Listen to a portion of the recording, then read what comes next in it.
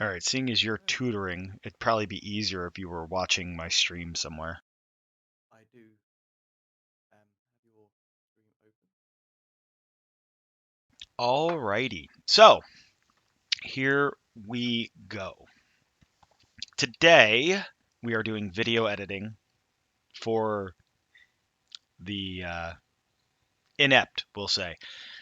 Um, Zelor is my guest. You can see him at Twitch TV, Zelor, and he is the tutor today, so to speak. He's got a little bit more understanding of this foreign subject than I do. Over the last few weeks, we've decided to delve into video editing, and we are taking the time to check out 3 different editors. Um, while we may just do one today and make this a multi-part series, I think that's a pretty good idea. We've already gotten into pretty deep into OpenShot Video Editor, which is the one of the easiest video editors that I've seen to be used, but it has a detrimental part to it. It does not like to put an audio file on a video editing file. It just doesn't like it. It snaps, crackles, pops just like the serial, unending. While some people can get this cleared up, most people have a problem with it. I am part of those most people. No matter what I changed, no matter what Zelor and I have gone through to change the snapping, crackling, and popping on my end, it just does not want to do it. I'm not that person to be a burden on people. I'd rather figure out how to do something and take care of it. So, I mean, easiest thing I could have done was send my videos over to Zelor, let him redo them, but that's not my gaff. So we're going to move on from OpenShot Video Editor because of that issue and check out a couple different editors. VideoPad is what we're going to do today. So, Now, I without further ado, I'm going to toss it over to Zelor. well, with the OpenShot editor, I was one of the ones that was able to reduce and clear up a lot of the pop and crackling noises. Um, Although I will say it is an issue with the software. Yeah, that's what we found for the majority of the posts too. While the video editor has been out over 10 years, it's still a detrimental issue for their software. I would gladly pay a premium $70 for that software without issue if it didn't have that problem because of its ease of use. The good thing is I'll show you. Hold on. Let's show it side by side with VideoPad.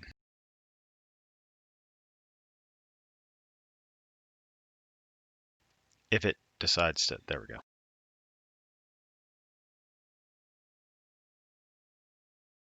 Now, this is almost identical.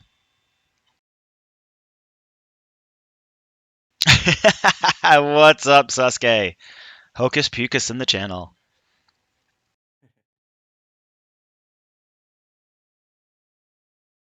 Now these two are almost identical in the fact of what they look like, but the ease of use of OpenShot is amazing. It's absolutely amazing that I was able to pick up the software and actually create a video in 20 minutes, stumbling through it and actually adding a transition and a fade that I like to use and so on.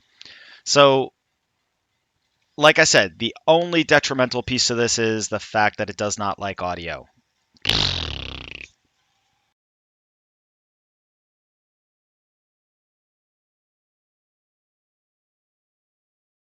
That is OpenShot Video Editor, Cat. The one on the left that I just closed, OpenShot Video Editor. It is as easy as pie to actually put together a video, but it does not like to add background music. It snaps, it crackles, it pops. I'm gonna actually reopen this and I'm gonna show you. Watch.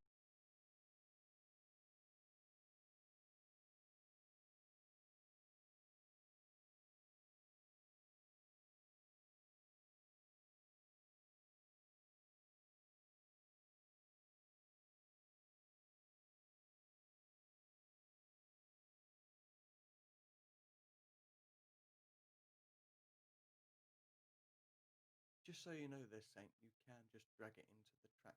I can, yes. I like to show people what I've gotten into. It seems like OpenShot will forever be bugging. I even wrote their people about it, and they were like, "Yes, it's something that I know about." I'm like, "Then why haven't you tried to fix it? It's 10 years." Seriously, folks. It's an open source product, which means they work on it on their own. They probably get money somewhere else from somewhere to do it.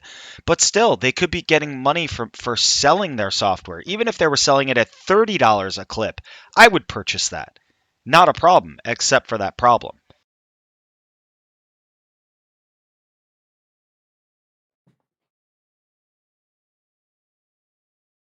That's the only issue that we have found with OpenShot. It is literally the only Everything issue. else is fantastic. So if you're looking at like Z said, you can add it in from being inside the box, but I like to drag and drop everything so I know what I'm looking at and easier choicing and I know where to find everything. So we have an intro for our video. We're going to put that in the track 1.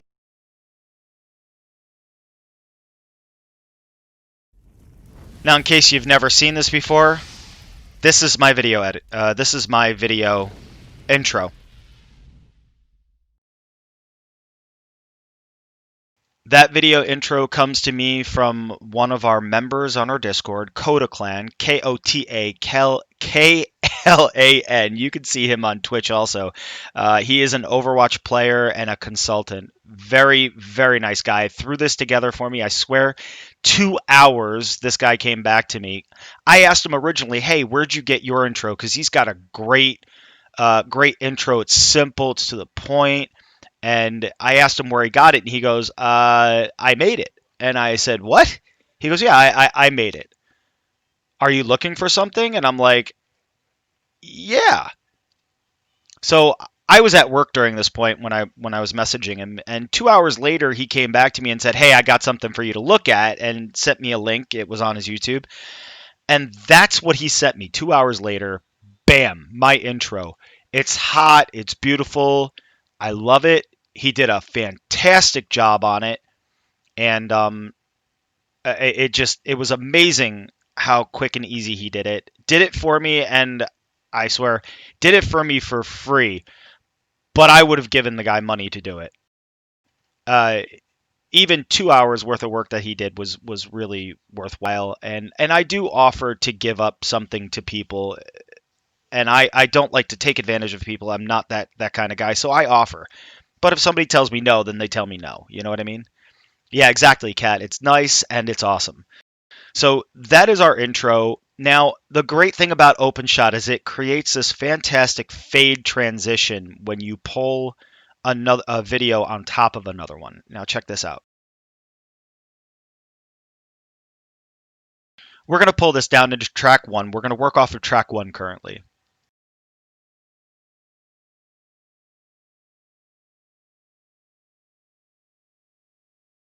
Now, if you just put that right next to it, it doesn't fade into it. It doesn't do anything. I'm going to show you this just on this one, and then we're going to work this out.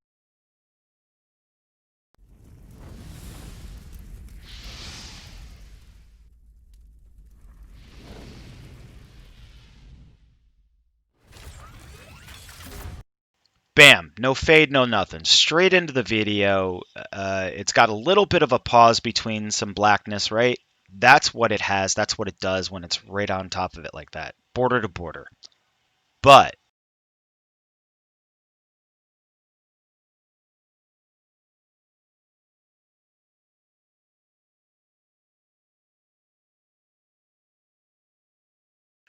drag that just a little bit,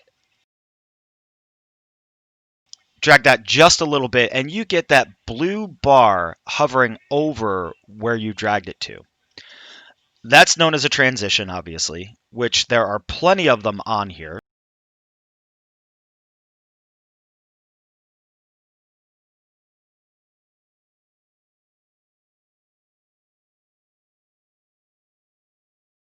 I mean, all kinds of silly little transitional effects, right?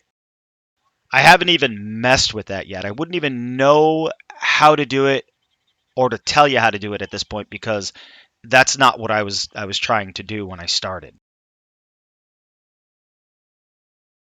So now we've got our intro and our first video with a single transition between them. I'm going to show you what that looks like.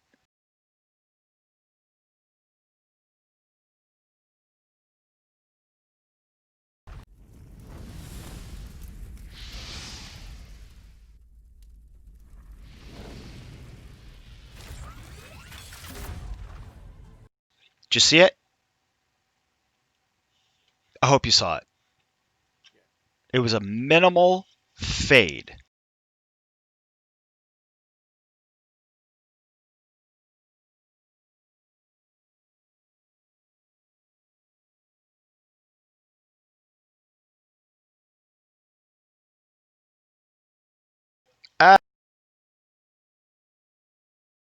So it had the minimal fade to it where it ended up at the end for zero point 0.5 seconds fading into the second clip in video. You can adjust it by a little bit more, absolutely. Yeah. When it comes down to transitions, they are sort of like they do have the properties where you can actually change sort of like the length, how long it takes, and things like that. Where you want it to start in the video to start the fade to the point in the next video where you want it to finish the fade. Why is this doing this? Stop it. You keep adding a new track, is it? No? All right, so we're going to do another one. Only we're going to fade it a little bit longer and we're going to finish off with 3 others. And you're going to see how easy this is for it to run. Now, what we're going to do is do one and we're going to play it through so that you can see it on preview. And then we're going to add audio. We're going to preview the audio so you can hear how the audio sounds first. And then we're going to add the audio so that you can see what failure this does. It's absolutely horrible that they have not, and I cannot tell you how bad this is for the software because the ease of use on this is for anybody. You could pick it up, make this video, and be done. 10 minutes flat. And that's tripping through it. So peep this. Ready?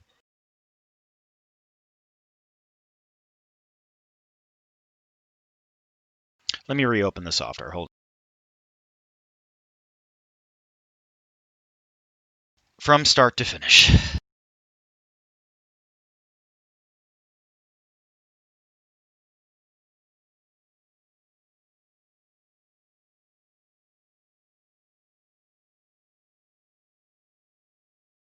Now, see, that's how Z was talking about doing it.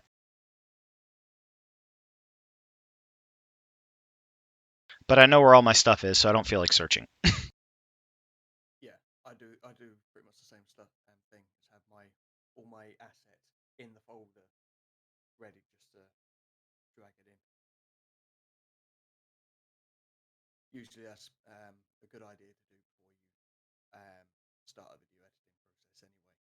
So that way Get you know where everything is. Exactly. Get all your stuff together, go straight to that folder, call it a day. But everything's on my desktop. It's right there. All right, so this is the start of our project.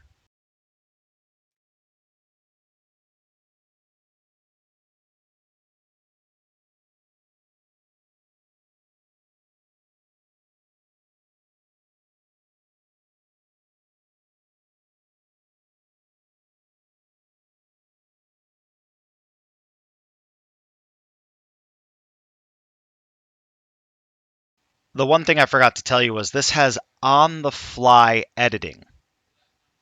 On-the-fly editing. You can drag the end or beginning of the video down and have it not include that part of the video. So I took out the ending of the Overwatch POTG where it brings up the Overwatch emblem.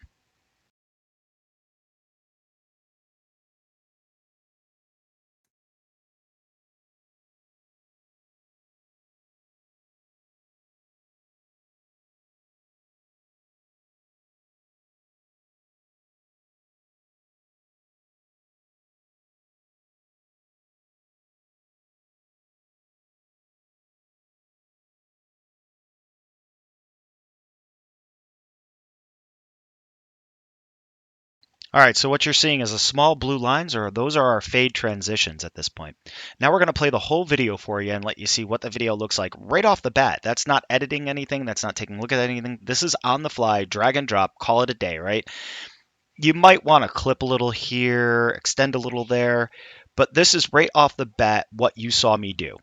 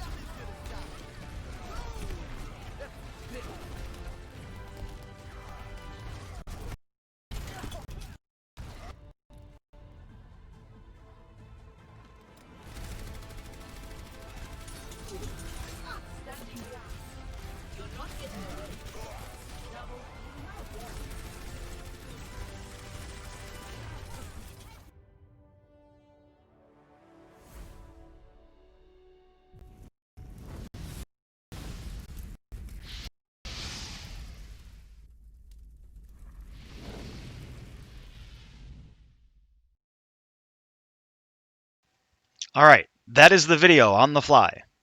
Now, the snaps and crackles that you probably heard coming through the transitions is the computer processing the transitions on the fly.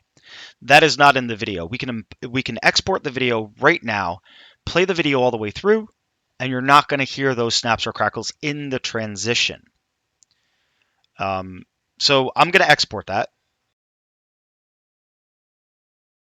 Now the big thing is I've been exporting as high definition 720, 60 frames, 1280 by 720. Whereas the videos that come off of Overwatch are actually 1080, and this was something that Zlor taught me to actually look back and go back and export as what your videos are. You get a better quality. He was absolutely right about that, 100%, right? So my videos are 1020 or 1080 rather.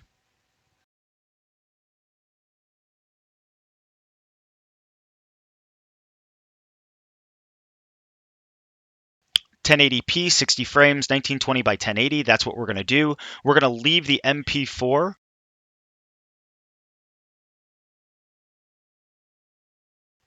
at H264. That's the default. I've never had a problem with it. That's what the video footage is pretty much anyway. There you go. Which I didn't know. Thank the Lord for Z being here. So we're going to put that right to our desktop.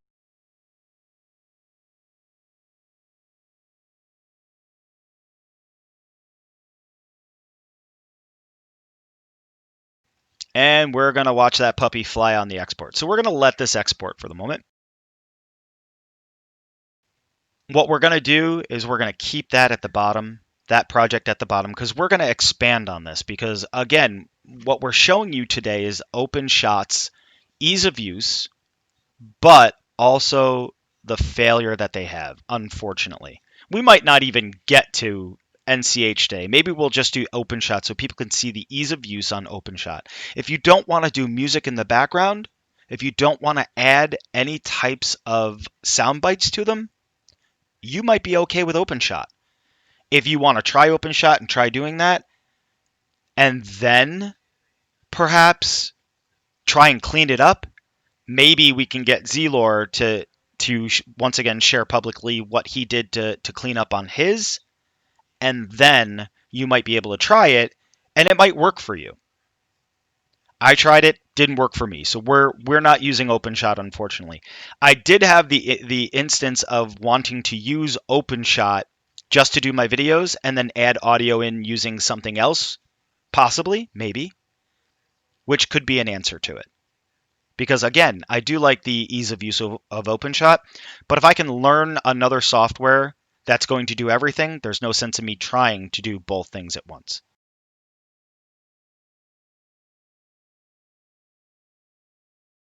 Now, the things which I did to basically reduce the crackling and that on mine was literally just reducing the audio volume from the video clips and the soundtrack down to 50%.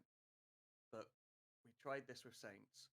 Um, we reduced it down. I think you went down to like 30%, even down to 10%, didn't you? Oh yeah, I did the music volume at 20% and changed the volumes on each clip down to 10%, which is another thing about OpenShot. You can actually right click each of those clips down at the bottom and change their volumes out. I'll show you that once again in a moment when we do our music add-in.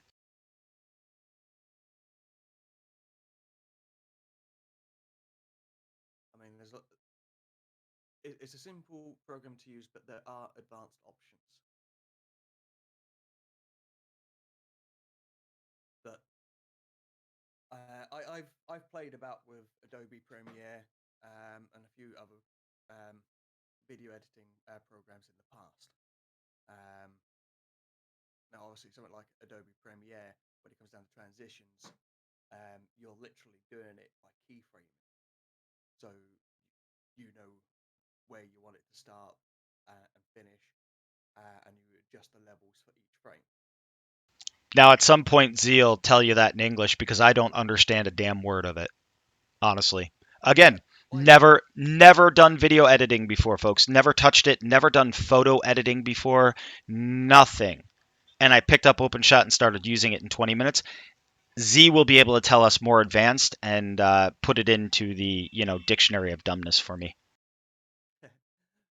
well, key keyframing is literally um, you're using the video footage, but it's doing it by every single frame.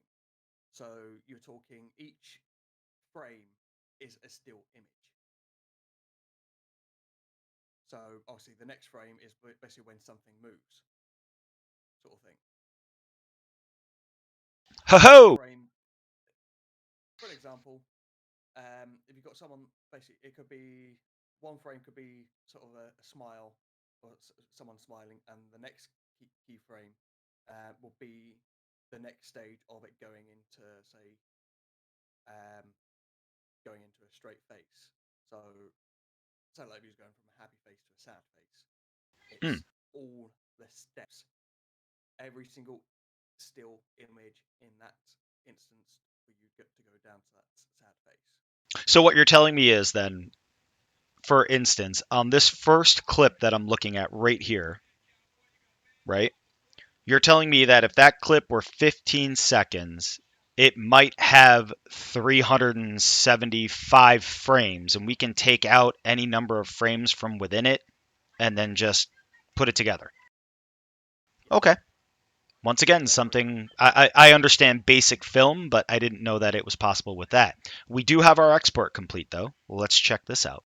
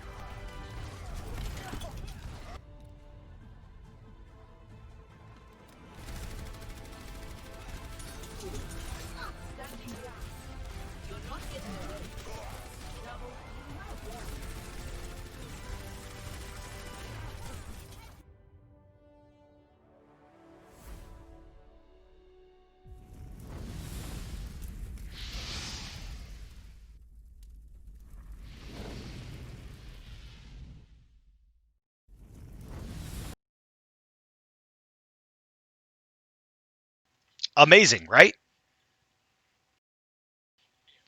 4 or 5 minutes to put just that together without issue. Seamless transition. Beautiful transitions. Yeah, could have turned the volume down in each of them a little bit and then tweaked this or that, but it's a great little video. 5 minutes flat. Anybody can do it. Simple as the day is long. Thank you. But you didn't hear any crackling, no snapping, no popping. Now, let's show the test of the music that I want to use.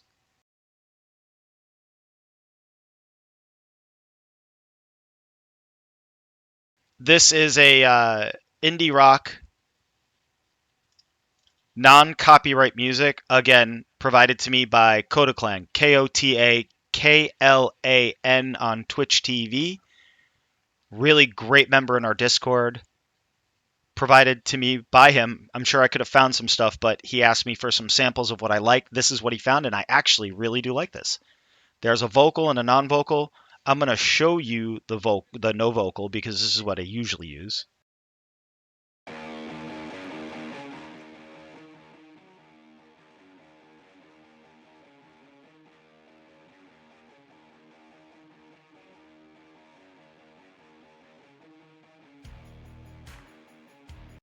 Now, remember that one spot where it starts.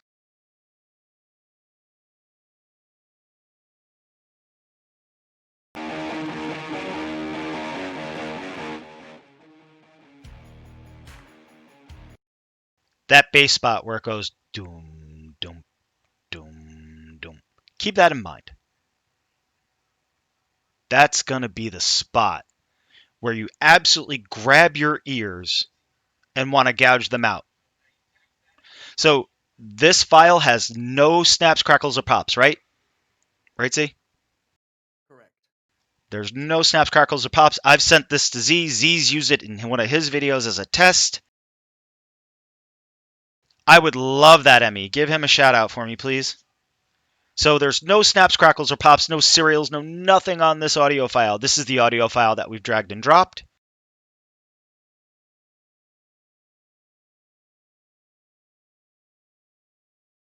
Now, one other check on it.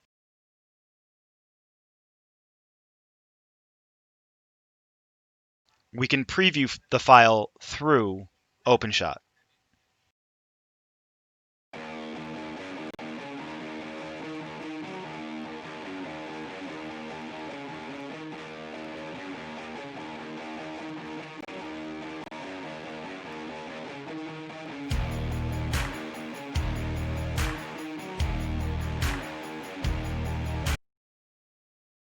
Now, there were a couple hitches at the start that I heard on my end. Sometimes Z doesn't hear them.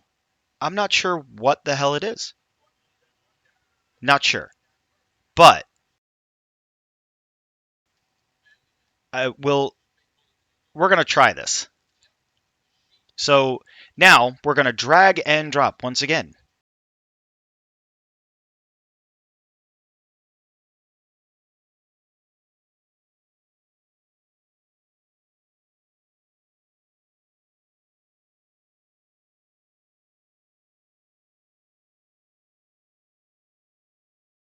That is the full length of the song right there in track 2, start to finish.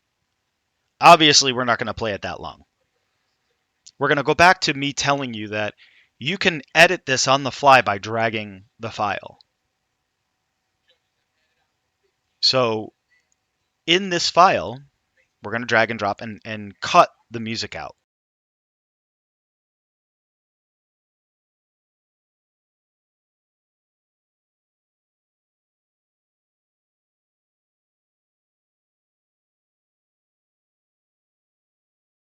That's simple. It's only going to play that much of the song. That's it. That much of the song will be played through the whole video. It's going to start at the start of the first transition, and it's going to end at the end of the last part of the video. Now let me just make an adjustment.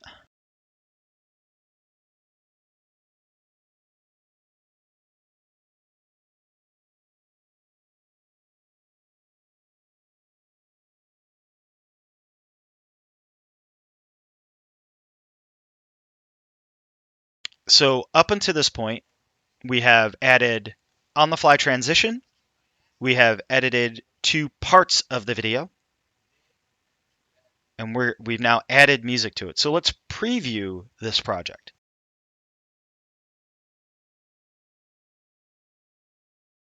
Back to the beginning. Oh, hello, Lorenz, and hello, Doctor.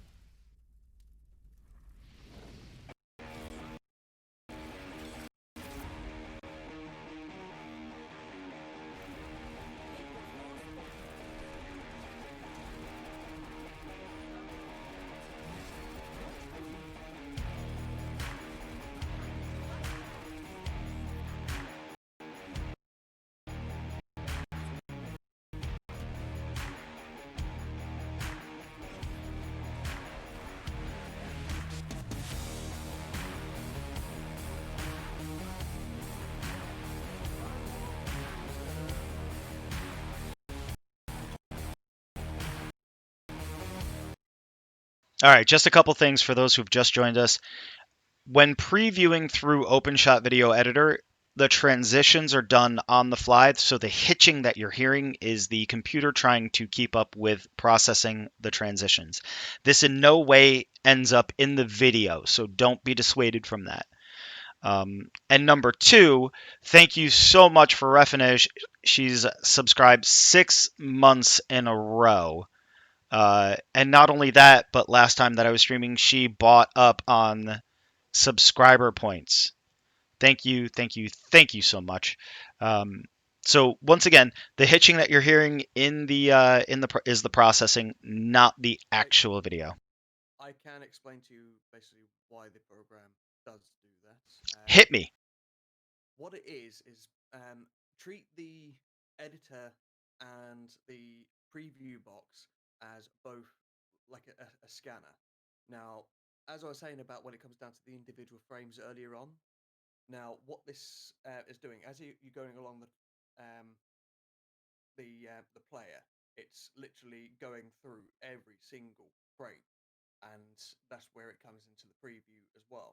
And because if you're watching basically the bar on the actual editor part as it's going up, it's trying to keep everything in time, um, because it's still trying to scan the footage, the edits, and everything that's there. So it's just being used as a preview just to make sure everything's there. It's not going to be like a complete thing. It's trying to merge it while playing. It's not See, actually encoding. more in depth from him than you'll get from me. So we've seen half of this preview. We really don't need to rock the rest of the preview, but we're going to. It's not that long, so bear with me.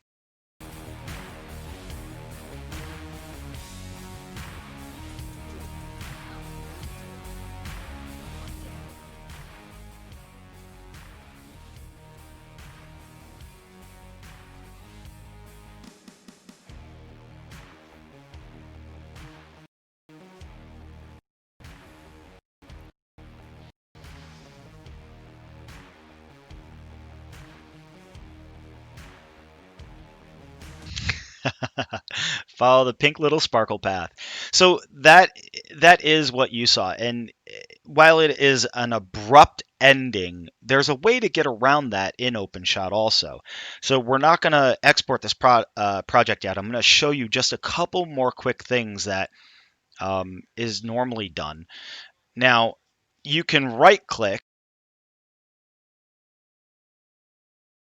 You can right click on points in the project, and it'll give you a drop down menu or drop up menu in this case. So we're going to go to volume.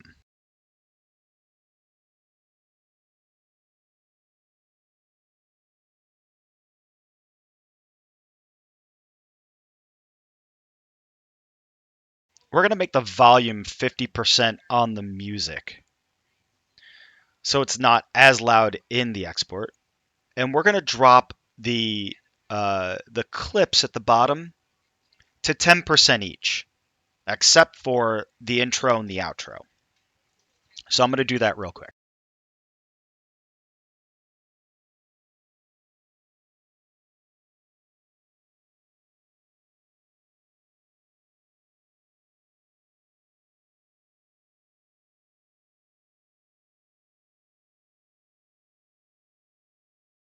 That's it right there. That's all I did, right? We're also going to make the intro or the music fade in and fade out. So fade in at the start, nice and slow, fade out at the end. So it's not an abrupt ending, it just kind of cascades out. We'll see if this works because a couple times I've done it. I don't know if it's the software or whether I've done something wrong somewhere, but we're going to try it. So check this out.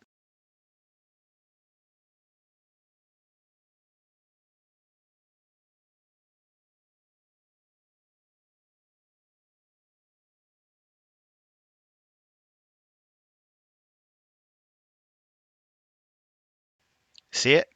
That was it. It should fade in where it starts, fade out where it ends. You can see the two little bars at the bottom on the music clip at the start and at the end.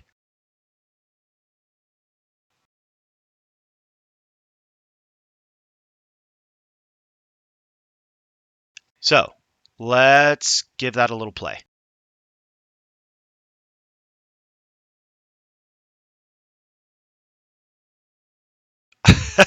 Dark darts. Follow the pink little sparkle path. And by the way, he needs a healing. And just to our community, Dark Darts is also a streamer, also a member of our Discord who was added to our automated streaming today. Um, his announcements will happen in our Discord, so you'll be able to see him go live when he's streaming or when he's doing something fun or something stupid. Doesn't matter. We all do it.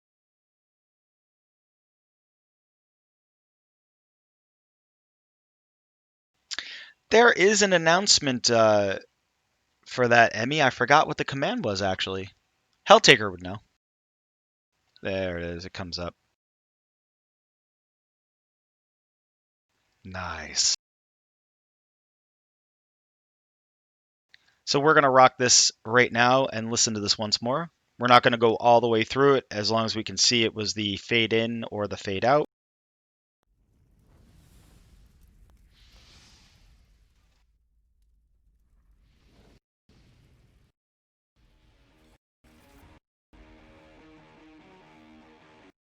Now, see, that was the classic fade in for it. So we know that it worked this time.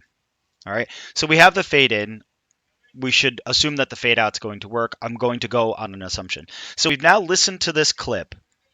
We've heard only some brief pitting at the start of the clip, but that's because of the processing, as Zelor has explained to us. It takes the computer some time to get everything and keep it in line for you to hear it and see it. Nice. Love it, Dark. So we're going to export this and we're going to hope, but we'll see whether or not OpenShot decides to work correctly. So we've got a great little viewable. We've got a little music to put to it. We've got our project. Here we go.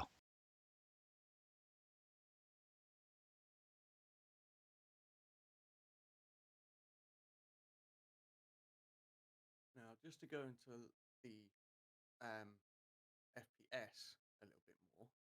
Now, where he's encoding at 60 FPS. Now, that's 60 frames in a second being processed in video footage. So that's literally 60 still images in a second.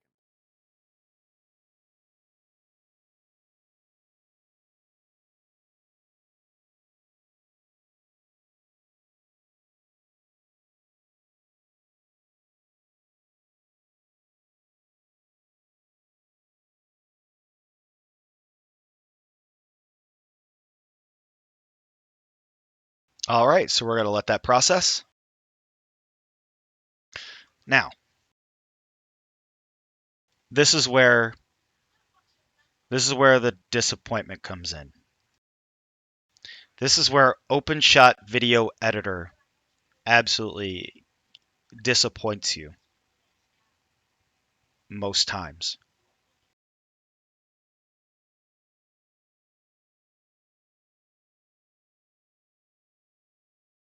Yeah, once again, Saints one has not been able to work on clearing it up, whereas mine has. So we're gonna take you to my YouTube, right? These are some recent videos we've done. Okay. Let's look at my very first video. 2 weeks ago, 7 views. Again, 20 minutes when I did this because I tripped and fell through using the software, right? Check this out.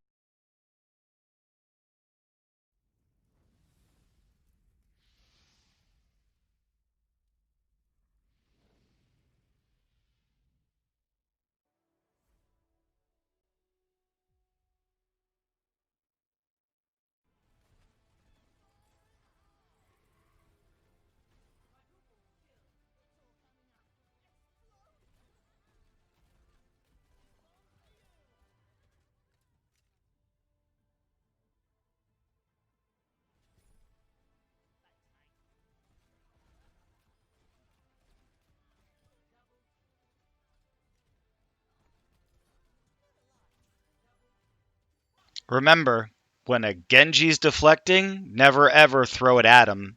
Throw it behind or in front of him.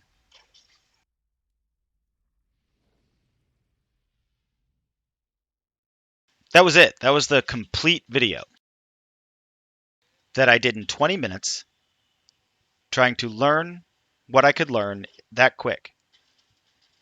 I didn't touch anything else, just 20 minutes.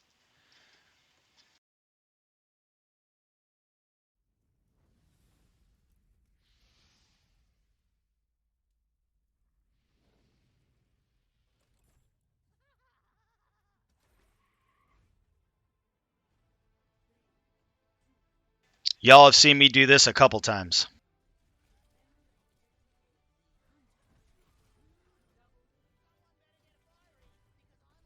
I was actually in the match for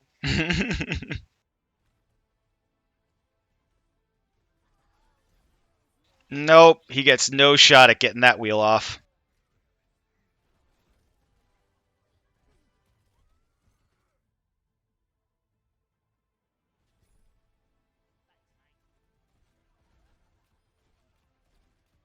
Now you'll see a lot of the same clips only because I was trying to keep consistency in what I was doing.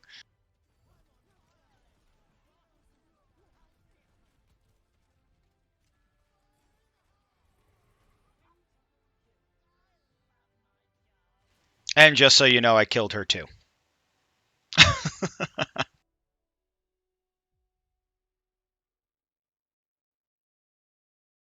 That was video 2. A little bit better editing, a little bit less stops and starts.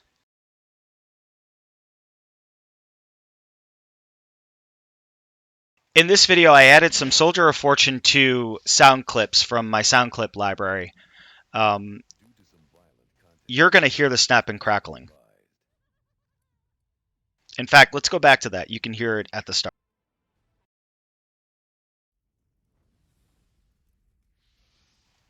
Right now. Due to some violent content, parental discretion is advised. Yeah, it was darts.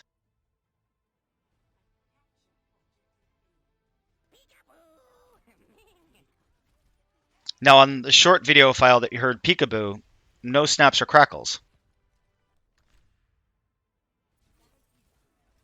This could very well be the stupidest person on the face of the earth. Perhaps we should shoot him. What the hell is that shit? A little crackling on what the hell is that shit. Now you see that evil will always triumph because good is dumb. Let me stop this here for a second. What you just heard in this, when we were playing this game, Refinosh was there. And literally the quote was, just when you thought you saw a POTG, POTG happens. Prior to this, about a minute and a half prior to this, the other Junkrat decided to hit us with a triple. And I couldn't let that ride.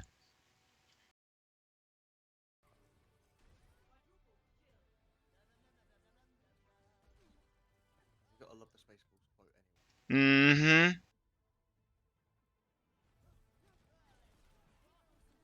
And once again, you see the infamous quintuple. And the snap, crackle, and pop on Killing Spree.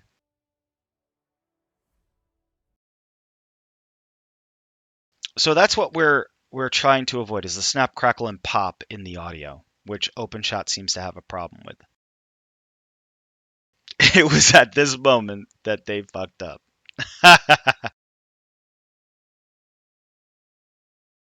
But I did get my 6. I killed that Ash, I just didn't tire her.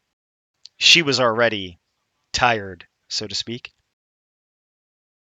So we've got our project done. We've rendered audio to our video clips, right?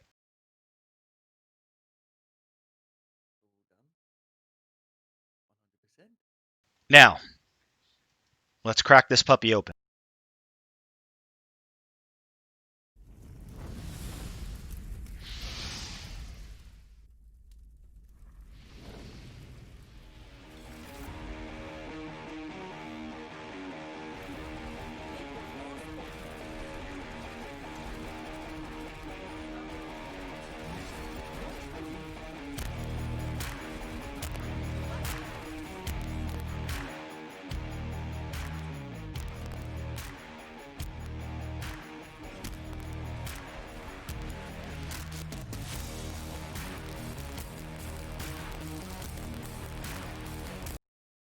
I can't even do it anymore. That's how bad that is. I know. Like, unbelievable. The ease of use of this editor, the simplistic nature of this editor. Anybody can pick this editor up and start putting together videos for their YouTube channel, for promotional, for whatever. In fact, the editor is so good, I could probably have anybody send me clips that they would like to throw together a video and get it done in 20 minutes for them in the most simplistic manner. But could not put an full audio file on it. Some minimal snap, crackle, and popping from the sound bites that you heard from the Soldier of Fortune sound bites that I have. Very minimal, very slight, not awful, but not clear. If OpenShot as a video editor could clear up this problem, this software could go for $70 flat and I would pay it every damn time. Without issue. But I will not dissuade anybody in the channel right now, chat, from using this editor if all they wanted to do was throw together some simple videos for their channels. It'd absolutely be a great editor for you to start with. The most simplest of editors. Just don't throw sound bites on it.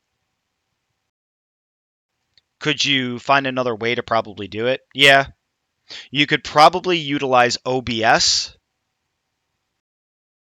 and then play the soundbite in the background as you record the project playing, and then edit out whatever stuff you want to edit out around it.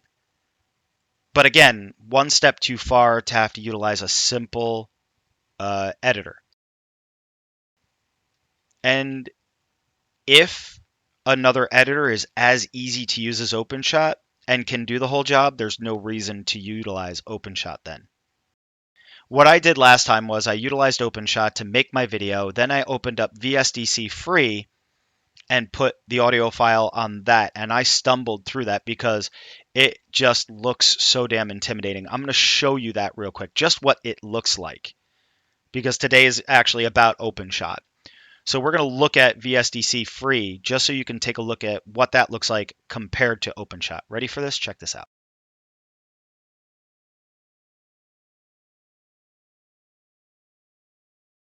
Now, for someone like me, I have more understanding on how to use the program. Right.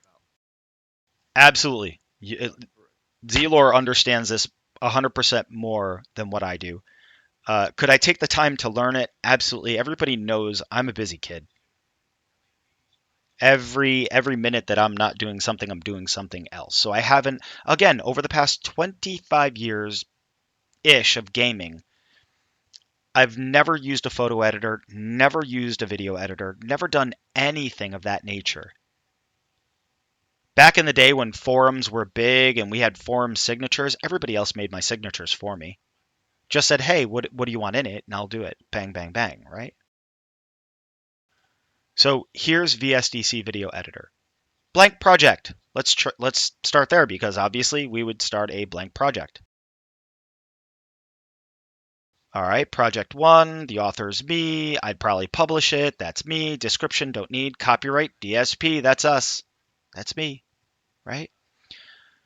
Full HD, 1080p, blah, blah, blah, blah, blah, 1920, 1080, okay, okay, okay, and finish.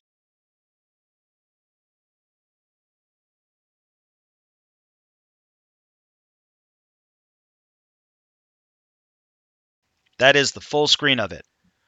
Where the hell do I go to start something? What is all this bullshit?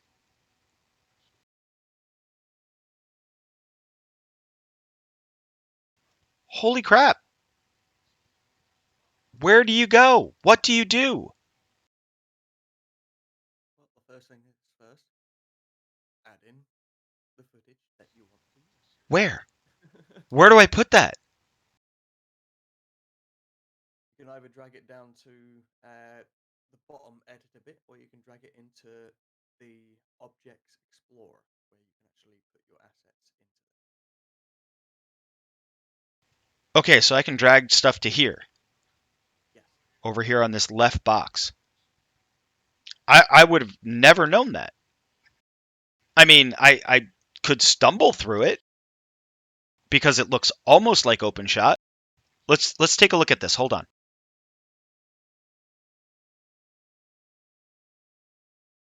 Side by side, I'm as confused as I can be.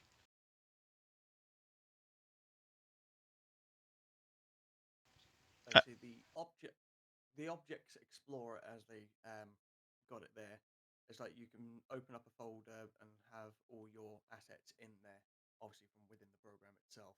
So that way it knows what objects are going to be in the project. It looks similar to Adobe Premiere. I would have never known that, ref.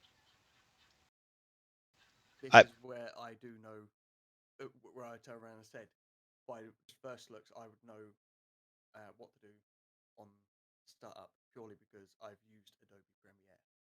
you know what I did?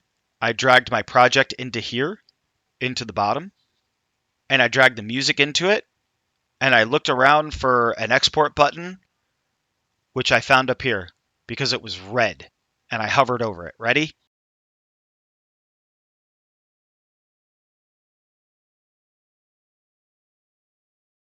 That's how I stumbled through this and put music on one video. I would have never known what to do with this except for that, trying to stumble through it. I did nothing else with this. It is this type of software that is as intimidating as it can get if you've never done it. There is a massive learning curve to using programs like this one. There's temperature in This, videos? Temperature? What? yeah, temperature, like I think it's like coloration, sort of temperature, things like that. Exactly. Premiere is friendlier. Okay, I again never looked at Premiere, but from what I remember Adobe products being priced the way they are, isn't that like $300? I know they do a subscription plan these days. Oh, Obviously, that goes through, including to any new software that comes out. So, say like if it was like say Adobe 7 going on to Adobe 8, that subscription plan would take you straight through to Adobe 8 instead of having to pay separately again for the newer version.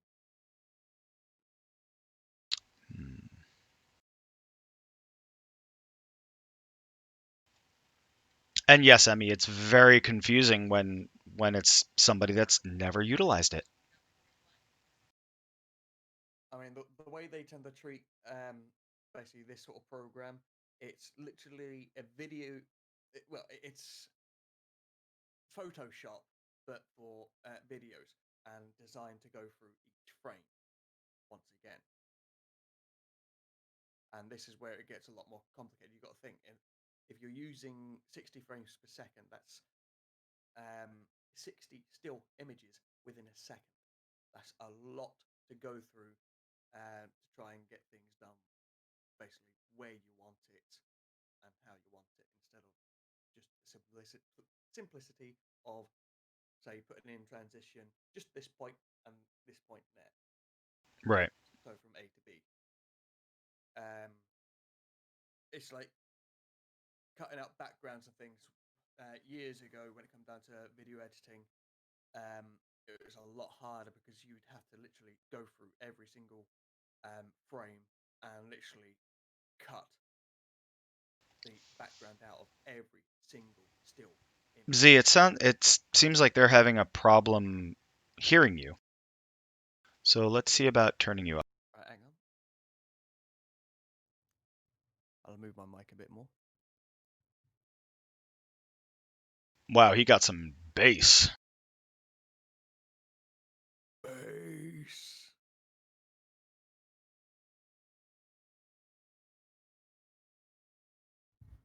Let's try that. Test mic. Testing, testing. 1, 2, 3. Chat. Can you hear him?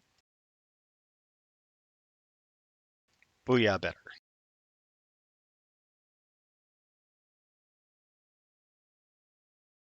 All right, so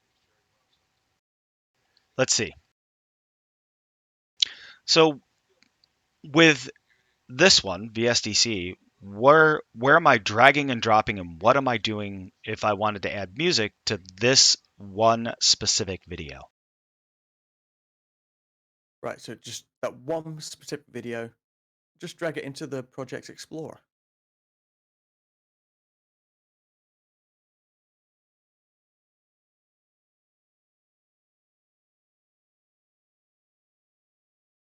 Right there where it won't let me?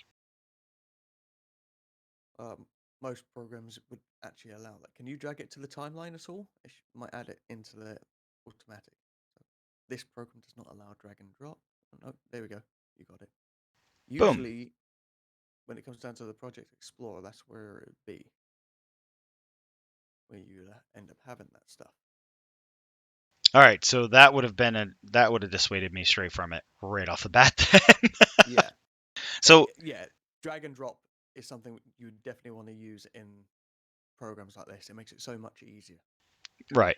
So at this point, what the hell am I looking at? Frame by frame? Yes. Okay.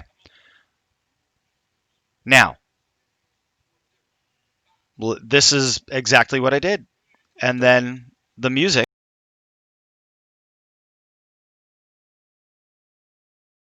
I mean, if you're taking a look at the preview window there, that is one still image from basically the video footage. So it's got to go through every single thing to go to the next stage to get to where you want it. Gotcha. So looking at this then, we've got layer 1, which is listed, and layer 2, which is listed. Now I can see something I'm building here, something that looks similar, something looking almost like what I was doing. Track 1, track 2, layer 1, layer 2. Okay, that's similar. I get that, right? Yeah. When you get to sort of understand, you'll end up figuring a bit more out that you'll end up obviously referencing from the open shot into this. But this is going to have a lot more to do with sort of like individual frames and things compared to OpenShot. Once again, as you can see, what Saint's doing there, he just reduced the audio down to where it is. Now, as you can see, he's currently moving it, for what I can see in the stream, to where he wants the audio to start. Now, I'm not sure if it's, yeah, it's cutting down the end, isn't it? So, yeah. Now, let's find out if I can right click that. I can. But what can I do with it? Video effects. So, video effects, yeah. So, obviously, you got transforms, things like that.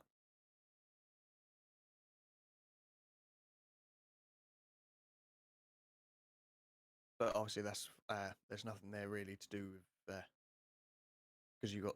I think you've right clicked on the audio, haven't you?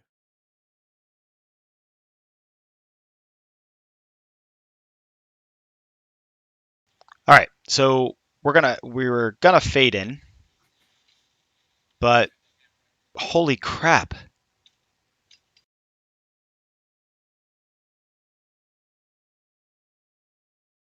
All I want to do is fade it in.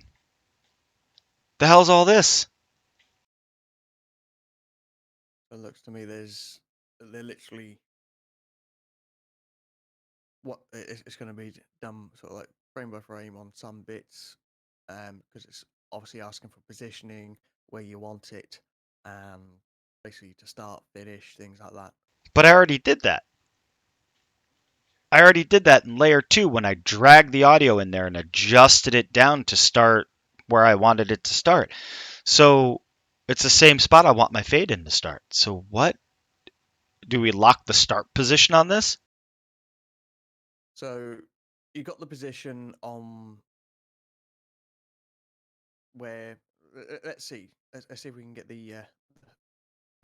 You'll have to cancel that in order to use the bottom there because you've got no items to show down in the bottom. Where? Yeah, what happened to my items? You're going to have to move it along. No, yeah, you've gone too far. It's brought it quite far. No, that's just going just. Ah, I see. I see how they're doing it. It's like if you notice there, you got a tab, you got scene, and then you got audio file, so you can actually use that as the tab. Oh, look, I brought back the scene. So the that audio file, it literally for what you were seeing in the timeline there is literally just the audio. So you have to select within just that file where you want the file to have the fade. So if you was to go, obviously you go back to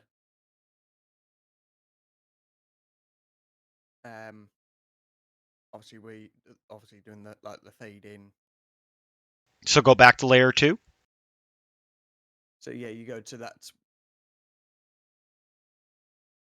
Yeah, you can see where it says audio file B. If you click that on the tab, then think of it as another editor, but for that audio. Now, most programs have a way for you to be able to zoom out, but I'm guessing they're doing it by layers for the audio. Okay, So ref. if you want it, Ref will be back in a little bit. All no right, worries. so right click in this box, but it says there are no items to show, right? So audio No, it's effect. like you can. Yeah, you got obviously all the filters. You can add obviously reverb and things like that. So you want to fade in. So if you notice there, you got the position and the duration. Now, position is basically for the start of the audio track, not the start of the video. And then you got Mhm. the duration for how long you want like the fade in as. So that duration there is set to 1.5. Yep. Now, how do I change the position of it to start? I think that there is. There you go. You got it highlighted now from the cursor position, so you can actually select where you want it to for how long you want it to. So on the actual editor bit itself, I would say you should be able to just like sort of drag something and then sort of just do it like as if it was a file. You know, like how you was like cutting down the audio and that Mhm. just by dragging the ends. It won't let me I- drag the fade in. No. Which is something which they really should do. So you can lock the start position and then are you able to edit that? No, it doesn't let you.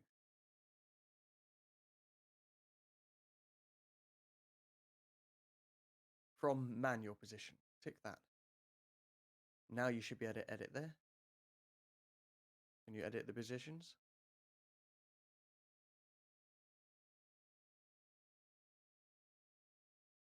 So Nope, duration. can't grab it and pull it.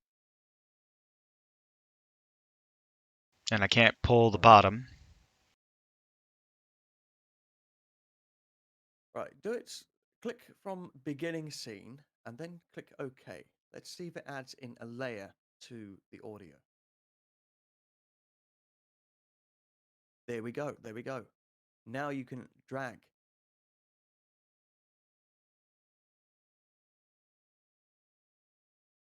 So you can have the fade in for how long you want it. Now, bear in mind, I've not used this VSDC editor, so I'm trying to figure things out as I'm watching. Well, you're doing better than I am.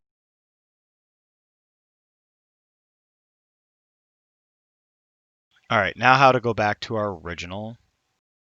Now you go back to the where it says scene, yeah, and All now right, there should be a fade in. but there's not because it said layer 3. It what? No the that layer which you just added in is in the actual audio itself. So Okay. when you select the audio, you know you got the little tab that comes up where there whenever you select it. It's like if you were to select the video file, it'll do the same thing.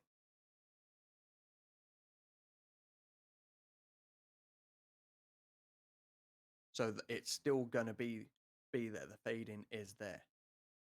It's just you're directly editing the audio file,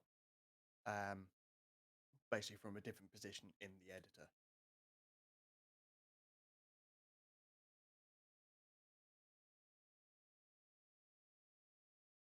So now you've got 2 layers within that,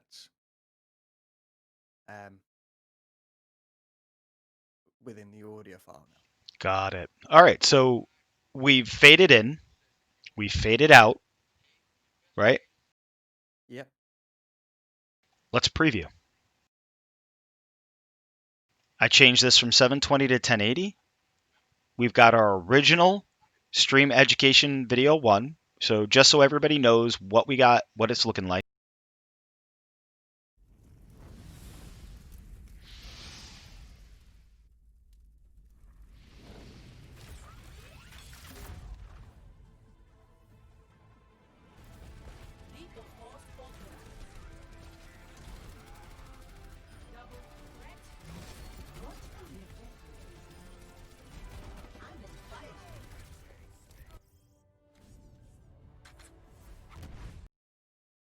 All right, so that was a sample of what we have from the original video. But it seems like it might be a little bit loud. So let's change the volume.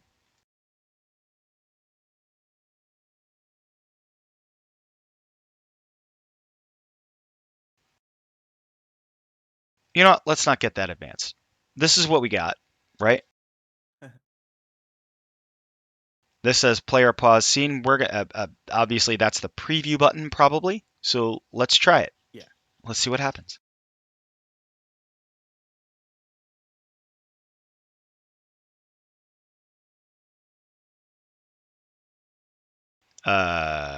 No. Right. It's because you got it right at the end there. If you notice on the timeline bit, where you got the little green arrow, drag that right to the start of the footage. Gotcha. No let's see. sound.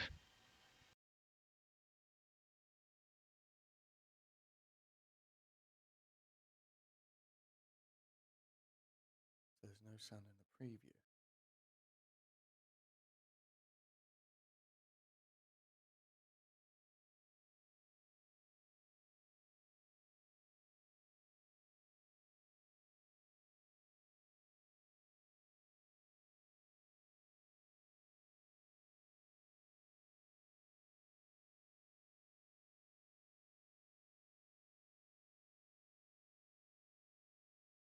Is it using system sounds?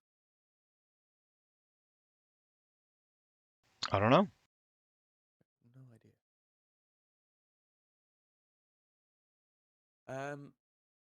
While we're here, let's go into like the preferences of the program, see the settings for the actual program itself, just in case it's gone to a different selection within the audio settings, maybe. Anything there? What are we looking at? Where? Try. There's options on the right side, top right.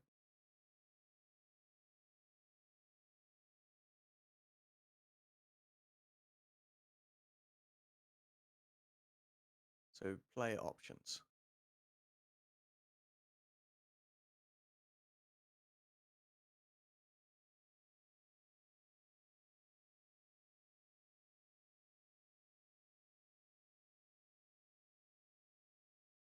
Let's see if that works.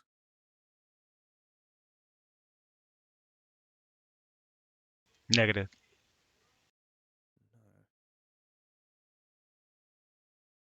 All right, so let's try this.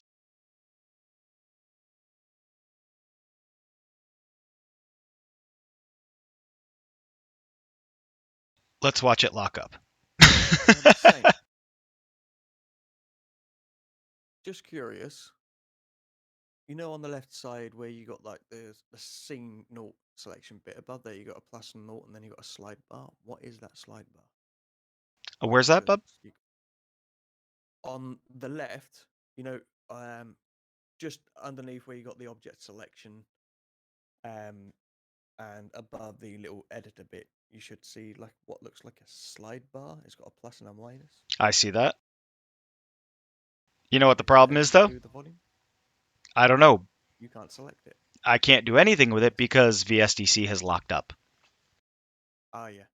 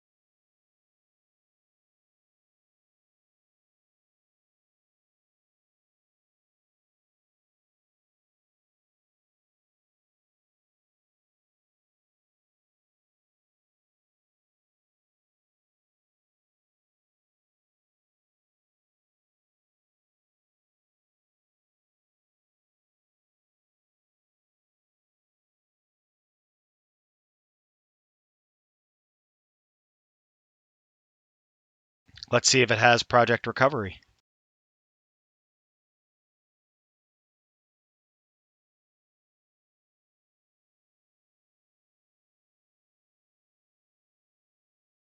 I would say no.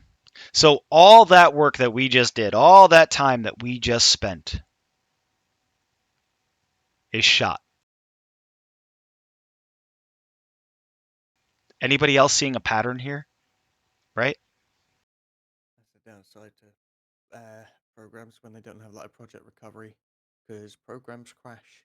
You could be in the middle of doing something and it crashes, and you can lose everything you've worked on. This is where, obviously, when you're in an advanced program like this, you would save things often. Now, That way, it's got that backup. but still, we weren't doing much, right? We've got a decent PC. I've got an i5 6600 Skylake, right? 32 gigs of RAM. It's not graphically heavy. I have a 1070 Ti. But that system just locked up. So could you imagine the fact that OpenShot, a complete video in 5 to 10 minutes with music, like the snap of a finger, right? You could hear the snap just like the snap of a finger. OpenShot, bang, done, that quick. But VSDC took that long for Zelor and Zelor having prior knowledge of how to use these editors, not on this one specifically, but knows what questions to guide me through to. And we just lost a project that we worked a half hour plus on, almost 45 minutes. 45 minutes. We lost a project of 45 minutes because it locked up.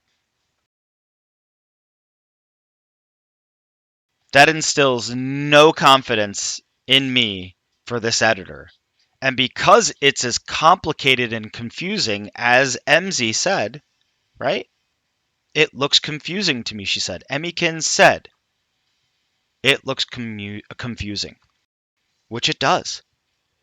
I would not even consider VSDC free unless I had 40 hours to drop into the learning curve for it.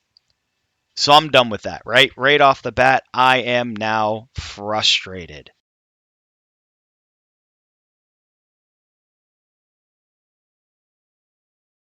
But Zelor is correct in the fact that we should have saved.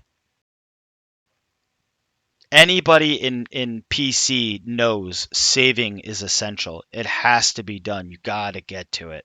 Backups upon backups, several savings per projects, blah, blah, blah. But that's if you have to invest that much time in something. BSDC? You need, Mm-mm. Go ahead, Z. yeah. If you need to do something sort of that can just take 5 minutes to do, there's no point in saving because once you've done it, it's done. But when you're going more in depth into things like um, VSED, VSDC, um, there's a lot more of a learning curve, and which also means more things to go wrong, which means you want to constantly save to make sure you have everything sort of like backed up in case of a crash.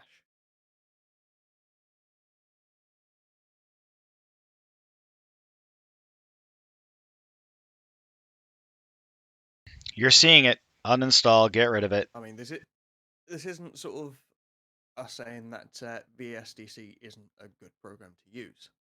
Oh, absolutely not. I'm not saying it's not a good program to use. What I'm saying is save. And if you don't have time for the learning curve for it, you have a choice. You actually either have to make time for the learning curve or you don't and you don't use it.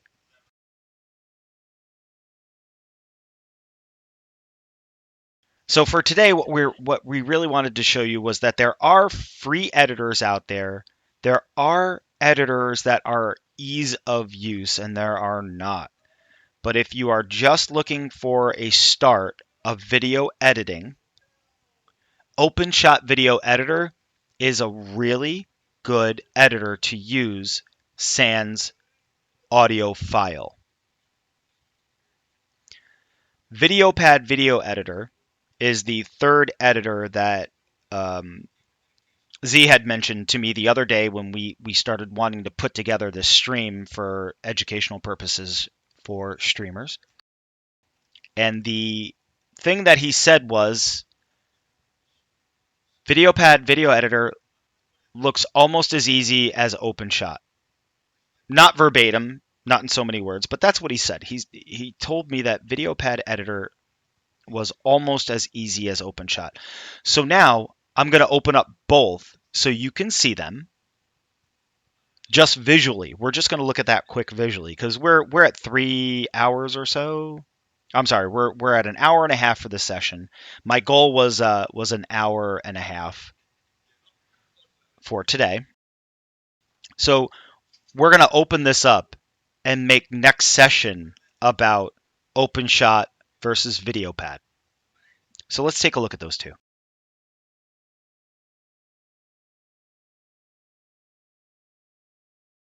All right, so right off the bat, this free version of VideoPad is licensed only for commercial use or for non-commercial use. Okay.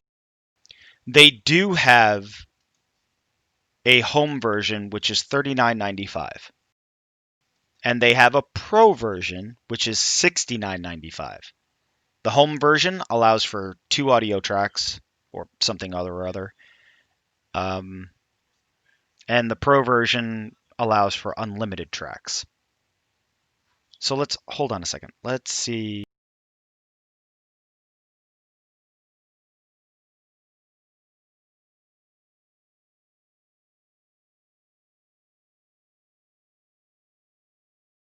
Yeah, the NHE software, they do many other programs, obviously DVD burners, down to image converters, sound converters. Oh yeah, they got a crap load. All right, so let's actually look at this really quick.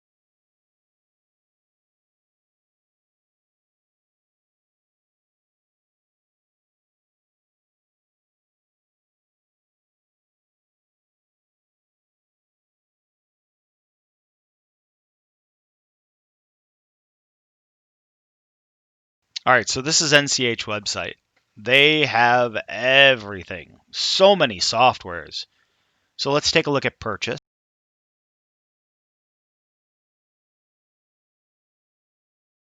VideoPad Video Editor Masters Edition. All features unlimited audio tracks and plugins. $69.95 discount price. VideoPad Video Editor Home Edition. Fully featured, but allows only 2 audio tracks and no external plugins. So you can't use any plugins. Who knows what they have out there for plugins? I haven't looked at it. But you only get 2 audio tracks, which in my case, I'm only looking at one as the main track and one as the replacement track. So there's only 2 that I really need anyhow, right? So It's true. at that point, a home editor for $39.95 is what we're looking at. Would I purchase the $70 master editor for unlimited tracks and plugins? Not sure about the plugins, but the unlimited tracks would be nice.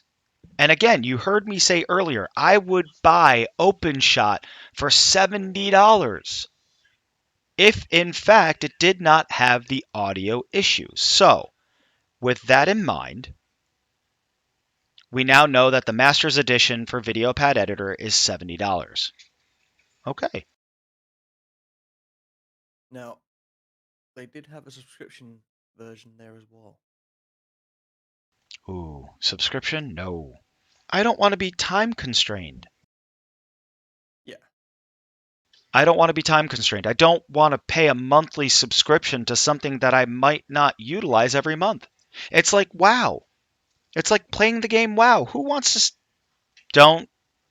I already know what chat's going to say, right? You're right. I am not a World of Warcraft player. I have never played it, ever. But then again, I am not going to pay $15 a month to play a video game that I bought. No, not doing it. I play Neverwinter off of Steam, and over 7, 8, 10 years of having it on there, whatever the hell it is, I've spent maybe $200. But I've also got hundreds of hours in the game. Hundreds. So my per dollar value of that is there. But I'm not going to spend a monthly subscription to a game because it just doesn't seem feasible to purchase a game and then pay for that.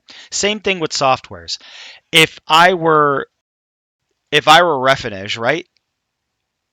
She's an artist.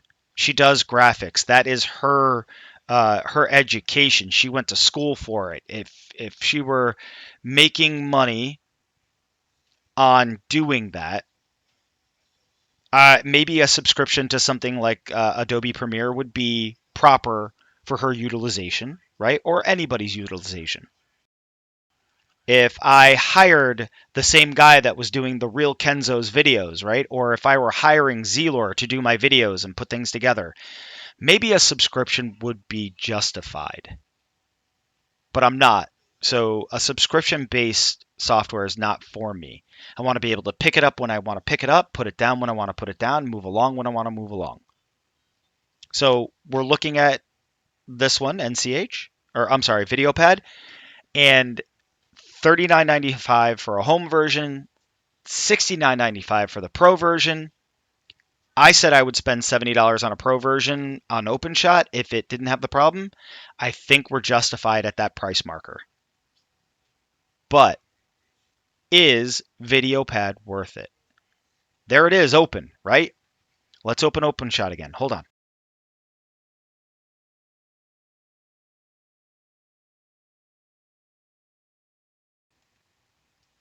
Wait a minute. Look at this.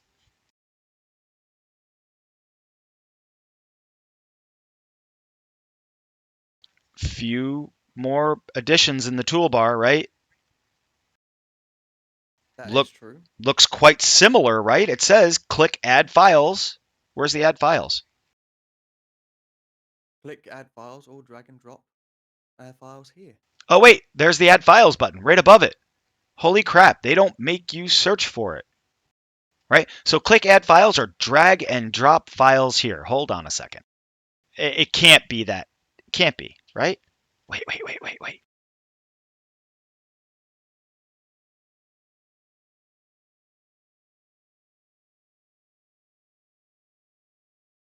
I'm hesitant because VSDC didn't let me do this, right? But this says I can. This says I can. So let's do it. Okay.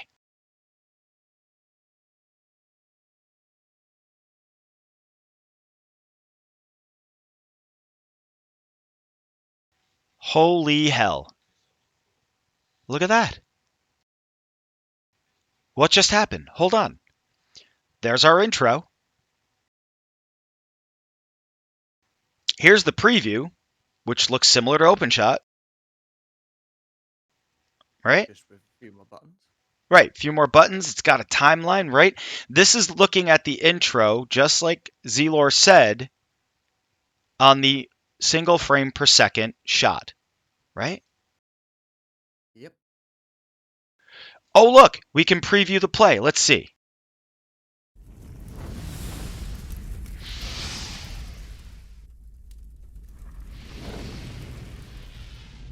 And look, audio as well, right off the bat.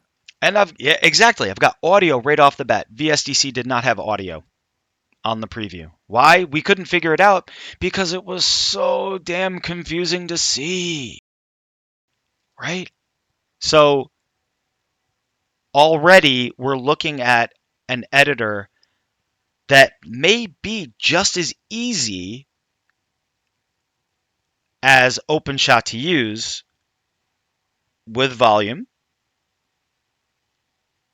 So we've got video here, we've got audio on the bottom, it's telling me, right? Let's see what happens. Hold on. It can't be that easy. We're going to close OpenShot. We don't want to confuse ourselves because we don't want to get our hopes up, right, folks? Right, chat? That's not what we want. We don't want our hopes up. We want to be able to do this, and we want to be able to see it, right? So let's check this out. We're not going to look at anything up at the top of this, right? We know where the record button is. It's right there. You can add a narration to it, video effects, audio effects. We're not looking at that right now. OpenShot, we tripped over making a video. Took us 20 minutes 2 weeks ago to do. It was a great video. It's on my YouTube, Dark Saint Productions. So we're going to add in a couple more things to this. Let's get froggy. Let's make this 2 hours today. We're at 1 hour, 1 hour 31 minutes talking about video editing in a world where content creation is so important to your well-being as a streamer, content creator, YouTube streamer, any type of gamer, whoever's streaming, whatever you're doing. Content creation is important. Video editing, twice so. Unless you have the money to pay somebody to do it, you're gonna have to get used to doing it yourself. So we're looking at that today. We're at 1 hour and 32 minutes on stream today, talking about OpenShot, VSDC, and VideoPad by NCH Software. We have dissuaded from VSDC because of how complicated it is, right? If you're new on channel right now, my name's Dark Saint. I have Zelor here with me today. We're talking about video editing. You just heard me. Now, we had an editor on here, VSDC, that was so complicated and confusing looking that we tried to do something. It locked up on the project after working on the project for a half hour. I instantly uninstalled the editor. OpenShot Video Editor was the first one that I started with. 20 minutes. I made a video, put it on my YouTube, did some other videos. We found out that when adding an audio file in OpenShot, it became very crackly, very staticky. There's no sure way of stopping that from happening. It is an inherent issue with that software. But unfortunately, OpenShot is so damned easy to use that if you're only doing a video, that's the one I'm pushing on you, folks. OpenShot Video Editor for doing your videos without adding audio clips. It'll record the audio for your video 100% sound, 100% great. But if you add in an audio file, music, sound bites, sound clips, perhaps a narration, Snap, crackle, and pop. it's going to snap, crackle, and Rice pop. Krispies. Exactly. So we're on VideoPad right now. We're going to go straight to VideoPad. We just found out that we can drop, just like OpenShot. Bang! We're going to take that out of there. Hey, check this out. Delete. We are fresh on the project now. So joining us, this is what we're going to do. Look, drag and drop, just like the OpenShot video. It put it in there.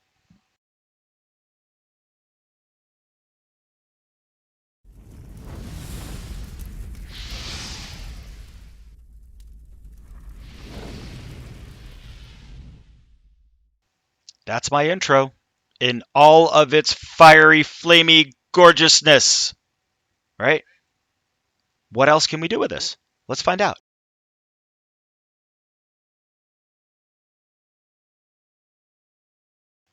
Yes, this is a few of the videos that I've saved.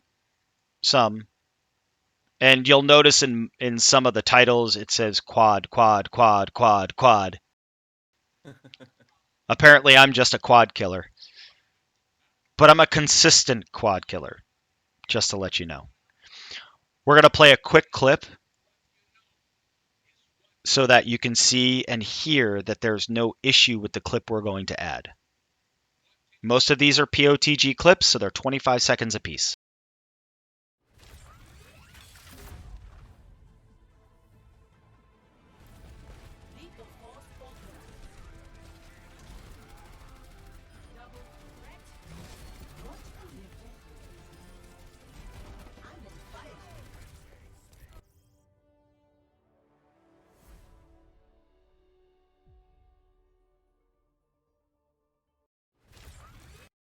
That's our clip. That's one of the clips. So we know that our clips are solid. No snap, no crackle, no pops, right? So we're going to add a few clips into VideoPad. Drag and drop ease, it says.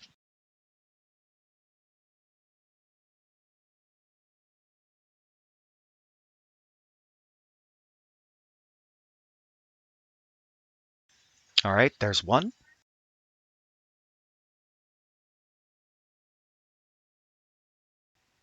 There's two. Now, normally when we make a video, we add 3 clips. Let's add a third, right? Let's see. What are we going to add?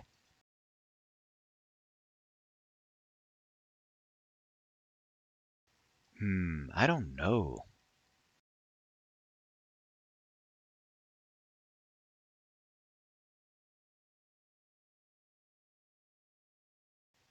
I don't know. What do you think? Finish it off with something decent. Hmm. Is that a quintuple? Let's do that one. Quad pull. I think I remember what this one was. In that one, it was Refinage dropping a diva bomb and all of the enemy team scurrying away like rats downstairs, right? And I used Orissa's grav to pull them back to the diva bomb going off. Let's just check that out real quick.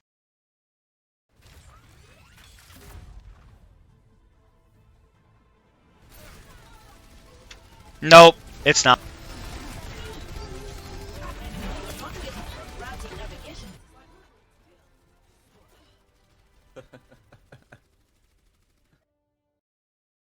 Nope, it's just me pulling 4 people off that bridge. That's okay, though. We'll throw that in there. All right, so now we've got 3 clips. We've got our intro. And the big part of what we are trying to do today, folks, is find an editor that has minimal problems with ease of use for somebody who doesn't know how to use them. Which, again, my guest is Zelor today. He is an adept at video editing with certain softwares and has been able to point me in the right direction on more confusing softwares like VSDC. He was able to, roll me through it, so to speak. But what we want is to be able to pick up the software and use it on site.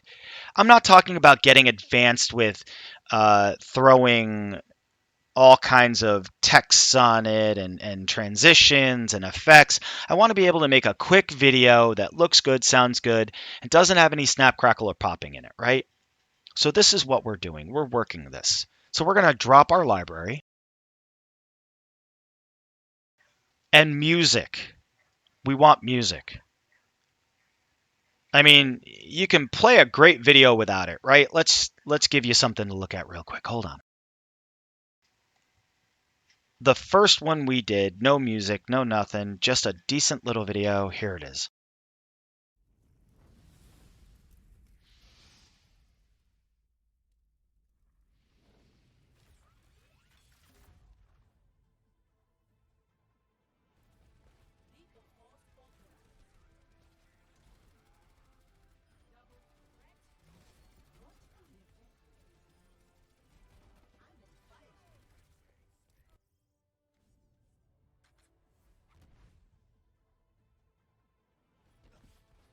Beautiful fade in transition.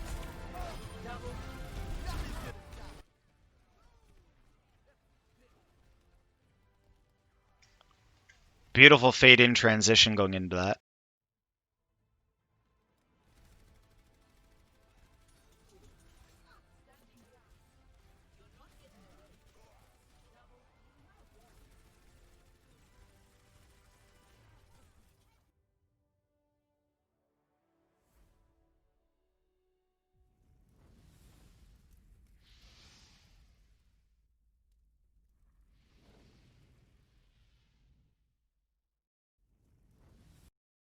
All right, so we had beautiful fade in transitions. There wasn't that much clipping in the music where it actually faded in nice between the two, right?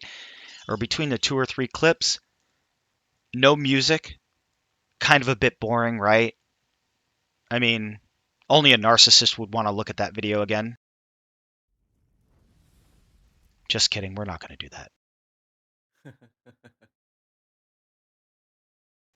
I mean, we could probably import that video and add music to it, but I wanted to see how VideoPad handles adding videos, adding music together, so we're doing a brand new project for it, right? Do we want to add the music now and try through this, or do we want to just get this project done? What do you think, C? I would say try adding in the music. All 'Cause right. if you're doing it, you might as well do it all as one. There you go. It's a simple delete button if you didn't want the music. All right, so let's add some music to it. Once again, this music provided to us by KotaKlan, KotaKlan, on Twitch TV. And really great guy. Look at that. Emmy throwing down our shout outs for us. Thank you so much, Emmy. Emmy is one of our moderating teams. Emmy Kens, thank you. Coda is the reason why I wanted to get into video editing and the reason why I wanted to do something. It was the next step progression. I can stream like a mother.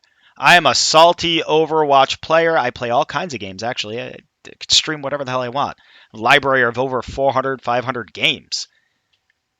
But that's great that I stream. That's great that I can record on OBS. I could show you 2 hours of streaming, or I can cut it down to a 20-minute video. But the problem is, I don't know video editing, and that's why we are here today. Something easy, something simple. We are almost finding that. So we're going to drop a song on this. This is all the same song, 2 different types. I believe MP3 and Wave. It's got vocals and no vocals. Screw it. Let's go to the vocal. There's our MP3. There's our Wave. What do you suggest, Zelor? Do we want to use the MP3 or the Wave on this? I don't think that you're going to need the WAV file because you're not going to be doing an awful lot when it comes down to the editing with the audio itself. So it's just going to be fade in, fade out on the audio, which is simple. That's a simple volume level. Right. Oh, wait, what just happened? Oh, hey, check that out. Right there where you're working, right? Video files, audio files. I didn't see that. I added the audio file into the project area, and it went instantly to the audio tab. Let's check that out. All our video files, right? And our audio file.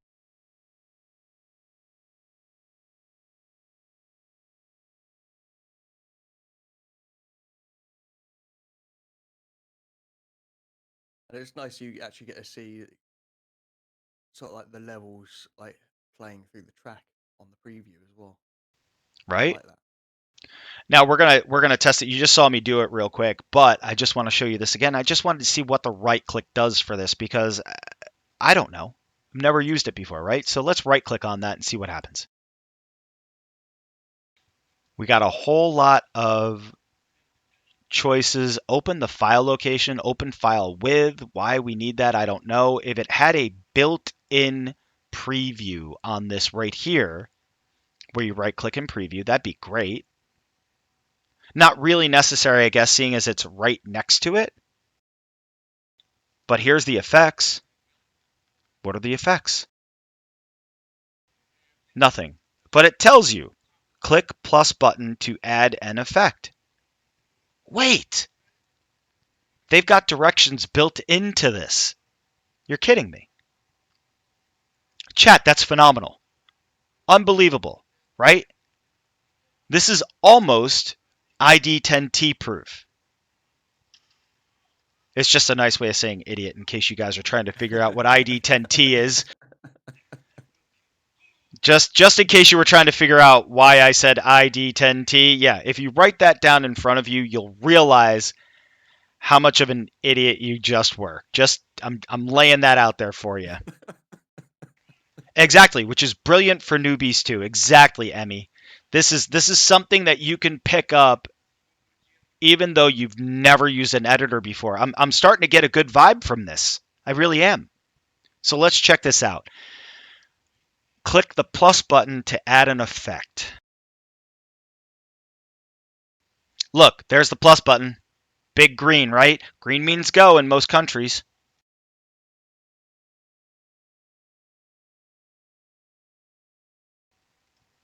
Here's the effects that you can do. Amplify, chorus, compressor, distortion, echo, equalizer, pan, normalize. I don't even want to fool around with this right now, right? I just want to make a video with a little bit of audio. So we're going to skip that because I don't want to know what it changes it to. I just want to know how it's going to play in this. So where do we go from here? Where do we go from here, kids? Well, now it's a case of you want to start piecing together the project. You've All got right. all the bits for the project together in the editor. You just need to place them into where you want them. All right. So you heard Z, right? We're just going to start our project. What do we do to start a project with this? Because again, we used OpenShot, right? Simple, drag and drop, and then what do you want to do with it? I'm going to show you that once more. We don't need that. We don't need this. I'm just going to show you what this looks like once more. Holy hell, it looks very, very similar, and it's labeled almost the same, right? You start your project here in OpenShot on the left, and then you've got your tracks down below. VideoPad says you're limited to 2 tracks, 1 video, 1 audio, on their free version, which is what we have. You get another extra 2 tracks, I guess, from purchasing their software for $39.95, or their master software for $69.95 gets you unlimited tracks. Right off the bat, OpenShot has unlimited tracks. I can add more tracks to that if I want. It starts off with 5. But we're not about that right now. We just want to see the ease of use. But I wanted to show you OpenShot versus VideoPad, right? It looks similar, it looks the same. So we're gonna hope that this is as easy as OpenShot. We're gonna close OpenShot.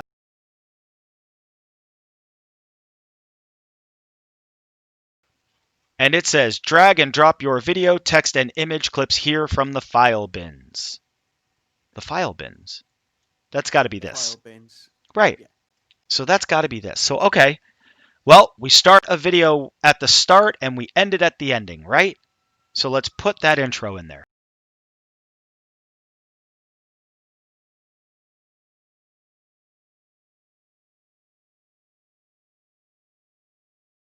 Now, it's showing you 4 scenes, which is obviously not how many frames are on my intro.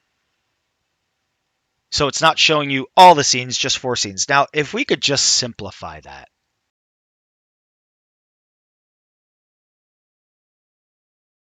As in, basically, you just want to. I just want to see the single clip. Just the one clip, just to know that my intro clip looks just like the one up here. Just like the one up there. Just that. That's all I want to see. So we've got to figure out where the view button is on how they tend to show.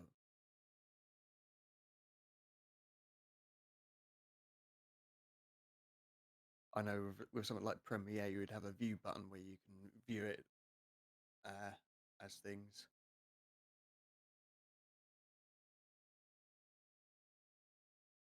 But it's just picking up like the thumbnails from the video by the looks of it. All right, let's see. Hang on. Here's an idea. Down bottom left, there's a little slidey bar. It's a zoom. It might cut that down, and obviously it showed that as a either bigger or smaller. The bar all the way at the bottom? Yeah, you got magnifying glass minus and magnifying glass plus on the bottom left, underneath like the tracks. You mean the bottom right? Yeah, sorry, bottom right. Oh, you scared me. You scared me. Zoom. So you got a volume 1 there, and then you got a zoom in and out there.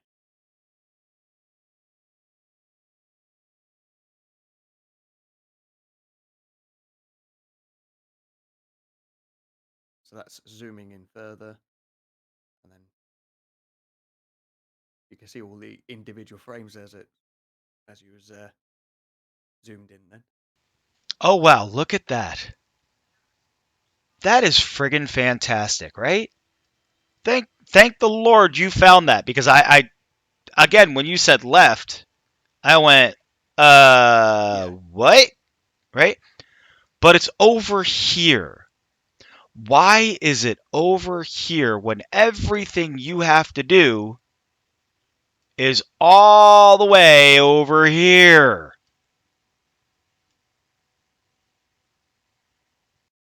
But that's okay. Now we know. Now we know where that is. And that makes it easier to, almost like OpenShot, right? Because OpenShot just showed me the one file. So okay, we got that. That's fantastic. Right? Now we're okay. So let's test out the intro. Whoa, what just happened?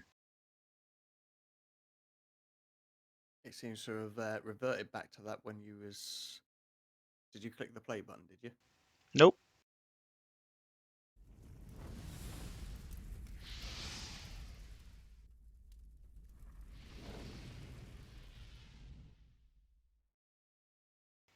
All right. Our intro's solid. Looks good, right? We'll throw that back. Let's add our other let's add another piece. Another piece of the puzzle.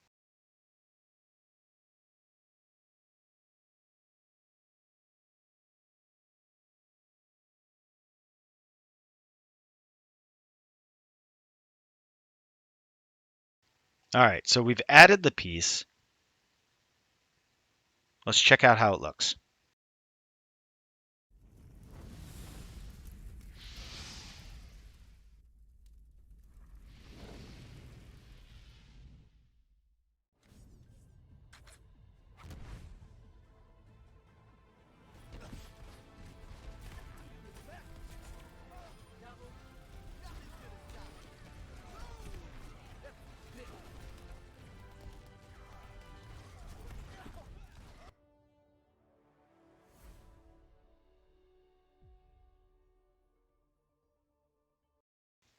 Not bad.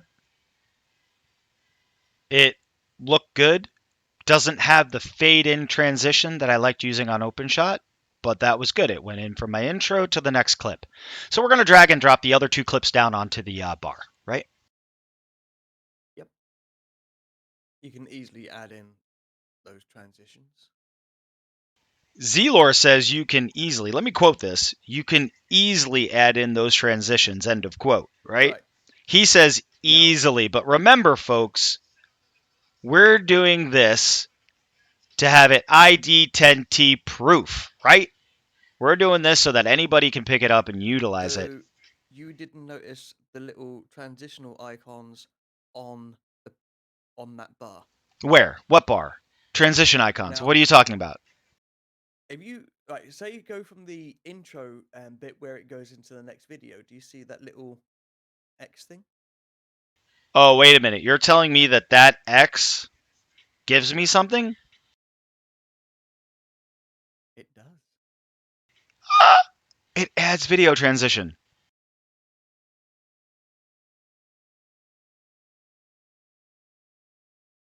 And it does. It says adds video transition.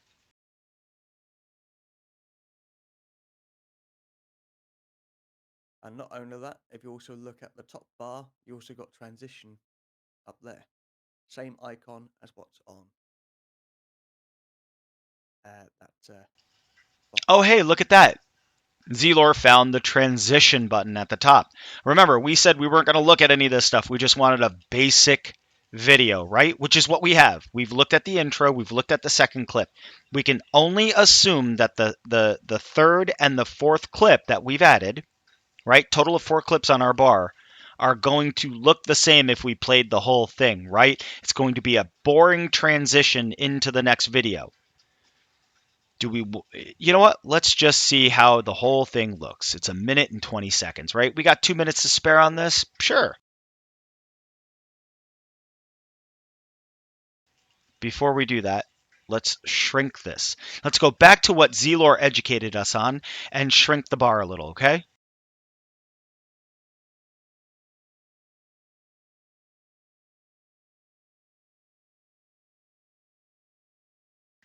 We got our 4 video clips, our intro. Hey, get back here. Get back here. Well, I don't know why it does that. I do. It's because my middle mouse Oh. button does everything. So we got to Oh, okay. reshrink it because we changed it. Hold on, kids.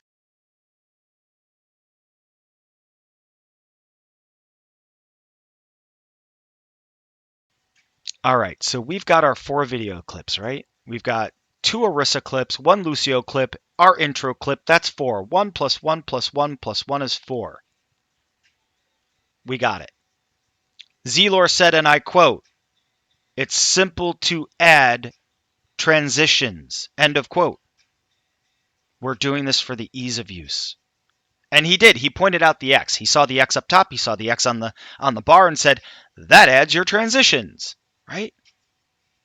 Let's check it out. Well, that's the thing, is I can't highlight over it on my end, but because it's using the same icon, it's once again ID10 proof. ID10T proof. Look at that. We can add, yeah, ID10T. Look at this. Look at these transitions. I have no clue what they do, but I have a box full of transitions, right? Fades, shapes, fades, Basically, patterns. yeah, have different patterns to how it fades into the next scene. Look, look, look. 3D. And zooms. I have not done anything but a simple fade. The reason why? It's because on OpenShot, I can drag one clip over another and it automatically seamlessly fades one scene into the next. Let's take a step back here for a second.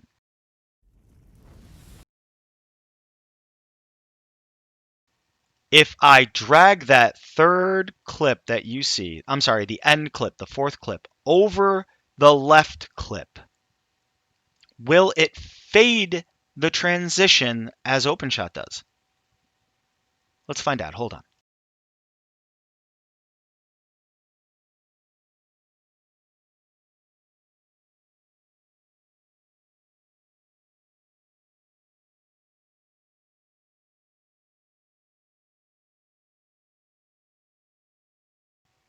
Are you ready for this? I'm excited. I want to see this, right? I don't think it will. Okay. I think what it's done. You think it's going to clip it? It's just going to overlap.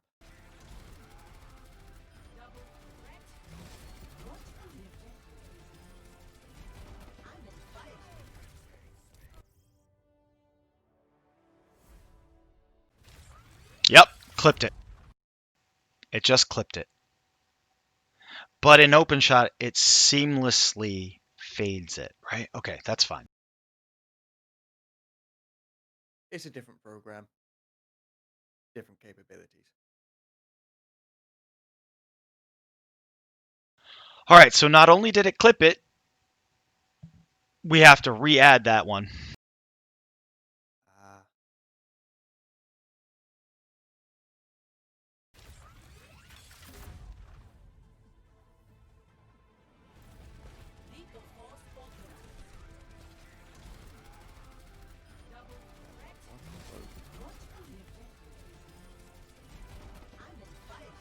Or is it just a little image glitch? No, it cut it. So if you drag and drop, it cuts it.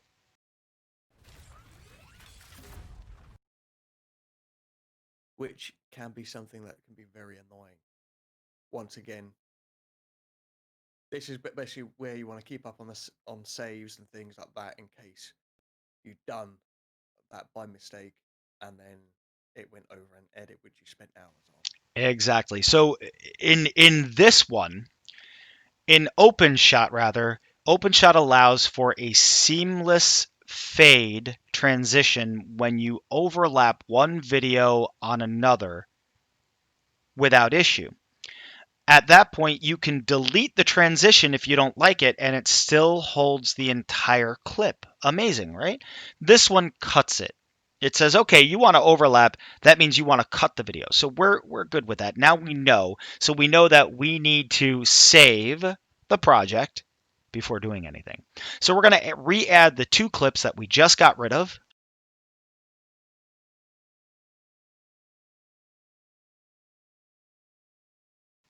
Now we know why the X's, the transition X's, as you can see up at the top, it says X transition, and on the bar, you now know why those are there. Those are there so you can add the transition manually, and it doesn't decide what transition you get. But does it? Hold that thought. In this video editor, we snuck a look at something. Do you remember what it was? We snuck a look at what the transitions were. Random. Choose a transition at random.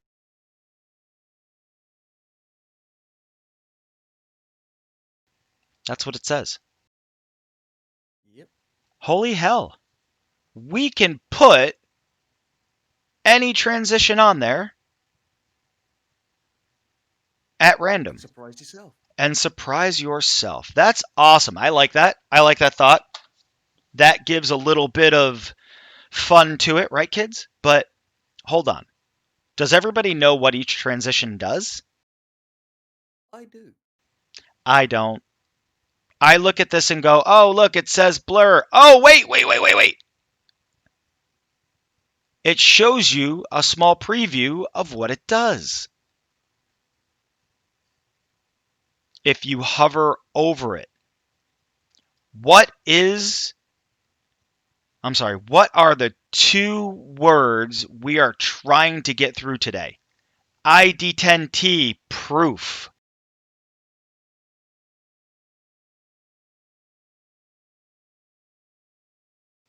ID10T proof. Look at this. This actually shows you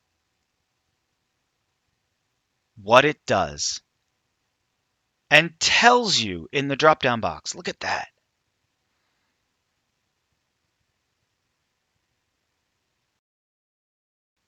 I got a really great feeling about this video editor, kids. So going back to what you said earlier on, I told everyone said it was simple to use, kind of like open shot. He did. Are you getting that vibe?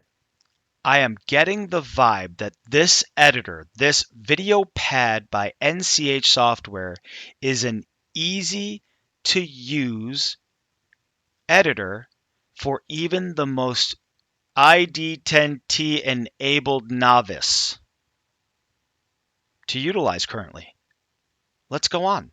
What are we doing here? Let's catch up with ourselves. We have 4 clips down on the bottom, but I'm going to stop here for a second. Check this out. This video editor says you get 2 tracks. 1 video track, look at the audio track. Can we add a song to this? Not It says drag and drop audio clips to the mix. Right. So we're looking at 3 things now that we're doing here. We want to add a transitional effect to each of our videos, and we want to add music. That was the whole thing for this Odyssey to start happening, right? We want music in the video. So let's check this out.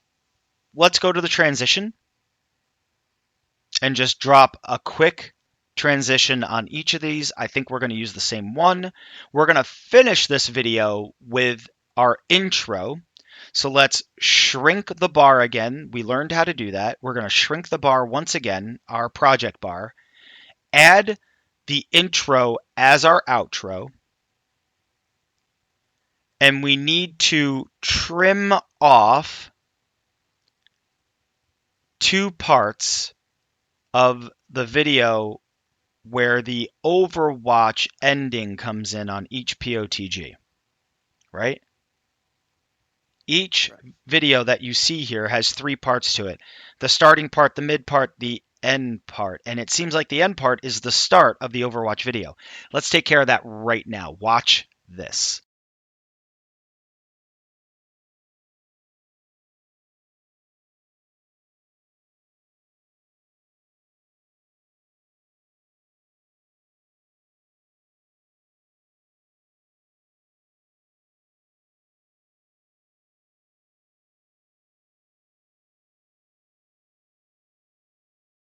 You just got to get rid of those bits at the end, isn't it?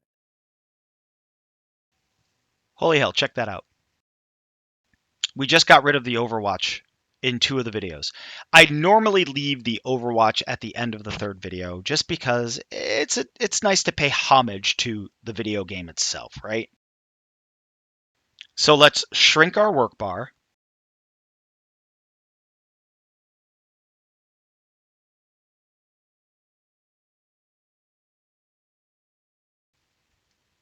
Let's preview the work bar.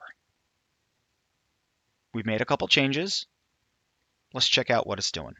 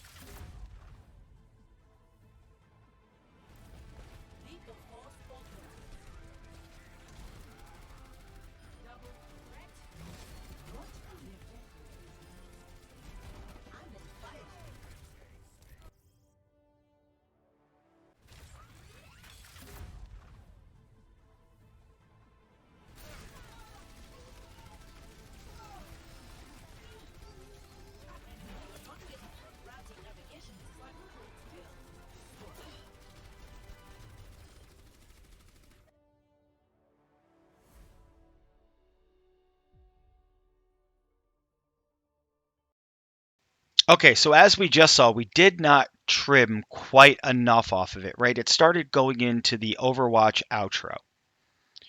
So we need to trim off a little bit more. Manually, we can do that. You can do that manually, and if you're needing a little bit more help, obviously you can zoom in where it'll open up more keyframes on the videos.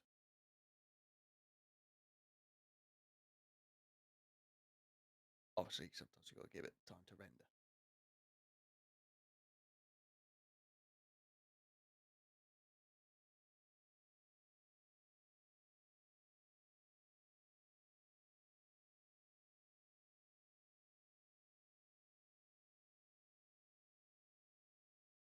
So that helps basically to give you that little bit more of an idea.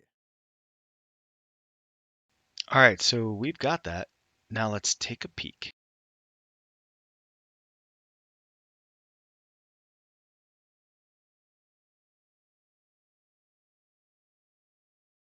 Oh, but wait. Let's widen it a little bit.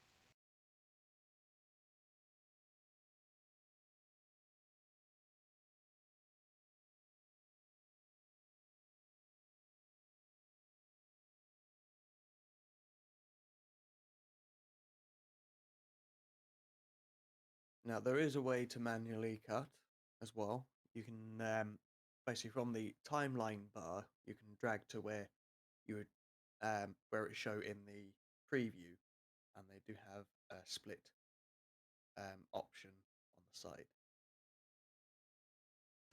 All right, let's just drag this for the sake of time and energy and wanting the ease of use. We know where it is. We know about where it is. We're not looking for this to be the most professional video done ever because we just want to get through it. We're just going to drag it a little bit.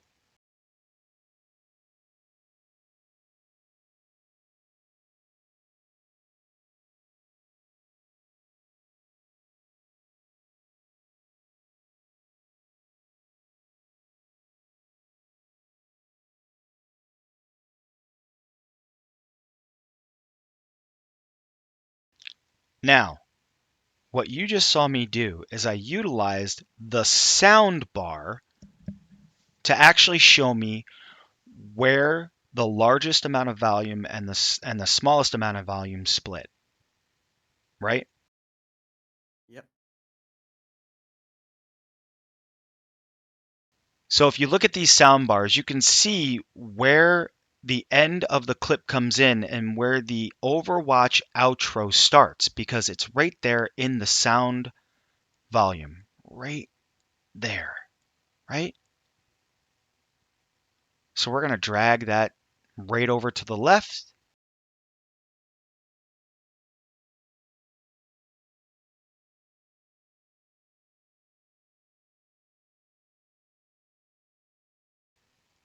Just like that. We're going to delete what they call the ripple, In other words, where it's literally just cut off the end and it pushed it to the end of the video. which they do every time. If there is a cut like that, they push it off to the end of the video. So you just go and you delete the ripples at that point. So as it sits, it looks like we've got a video, pretty solid, right?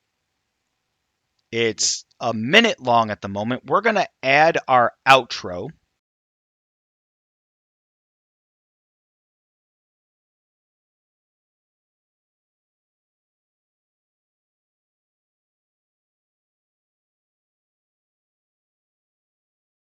And we already know that there are no transitions to these, right? So let's add a transition to the first one.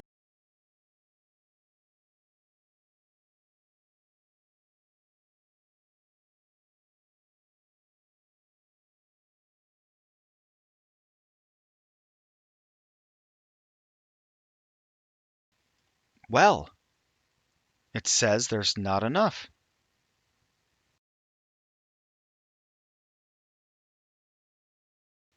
But it's helping you with this, right? Yep. It says, yes, move the clip for an overlapping transition. This will move the clip on the timeline and create the smoothest transition. Or no, freeze frames at the start and end of transition. This clip will not move on the timeline. The end frame will be used for the duration of the transition. Okay, we're gonna leave that on, right? It says always use this choice and do not ask again. We're gonna leave that on. And we're gonna, yes, move the clip. So let's see what this does for us. It brought the clip after our intro over a few seconds, it looks like, right? Yeah. I'm curious, right? I'm very curious. Let's see what that actually did.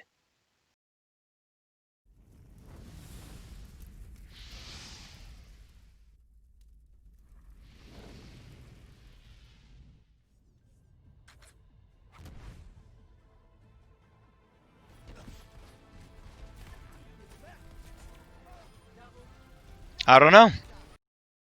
Did you see it?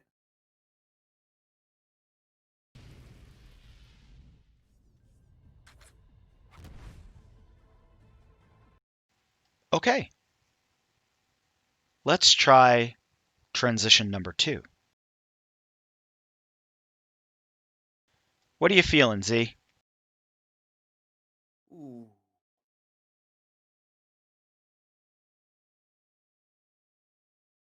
I think dissolve would be an interesting one. Dissolve. Dissolve rough or dissolve? Dissolve.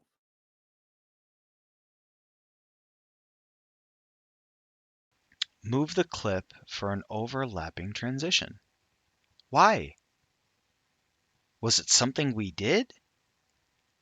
I'm not sure, but let's do it. I think it's like there's a slight gap in the frames in between each clip, and it's probably what it's doing is making it smoother.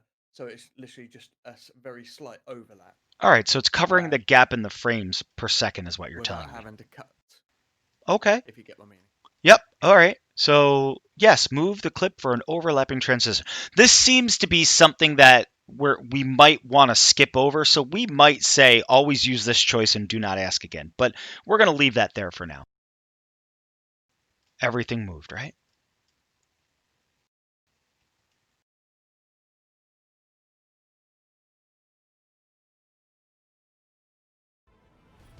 without adding any as well. Let's see.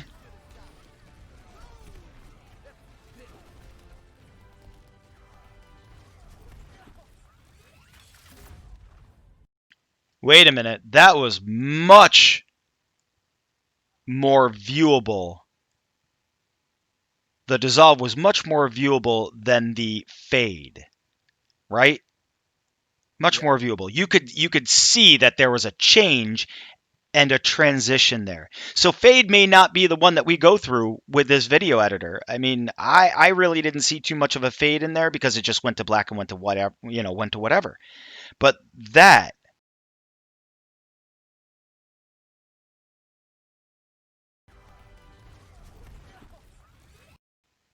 was viewable. You could see it.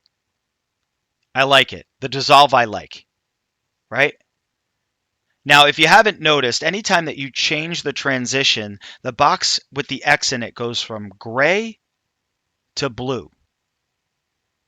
For some, for right, to denote that something has changed. But for some of you who obviously know colors more than I do, it looks more like a gray blue. Just saying. Yeah,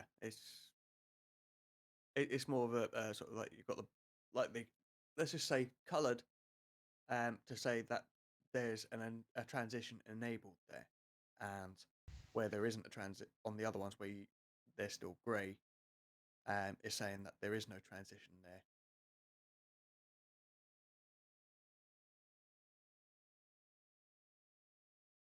We're gonna change the fade.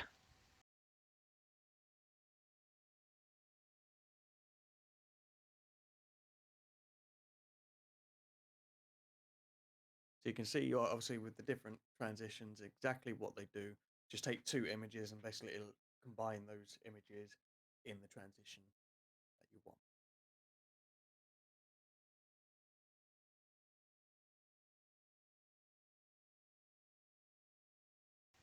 Let's have some fun with this, seeing as we can, right? Previous clip on the bottom, next clip on the top. Seems pretty standard. Duration 1 second, number of bounces.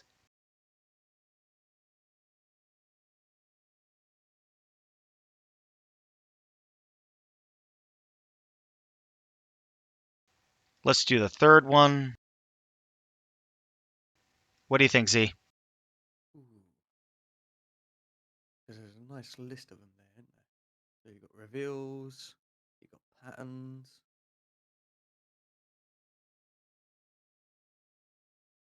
rotations.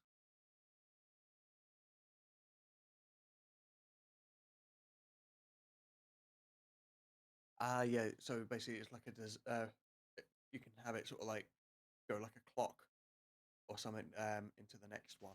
Mm-hmm. So you can have obviously both things there as it's changing.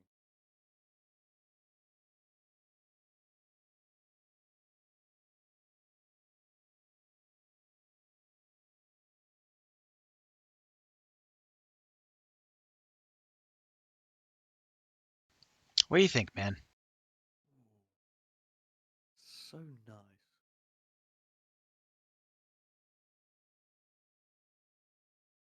Let's try that zoom one at the bottom.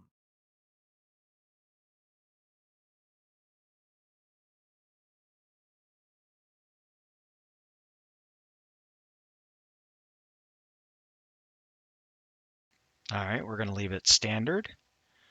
We got another one at the end to go into our outro.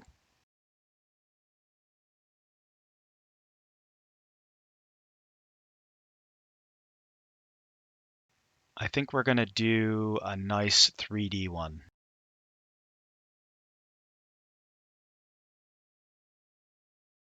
What do you think out of the 3D? Right. 3D. Let's try the shatter. Shatter? All right. 3D. Yeah.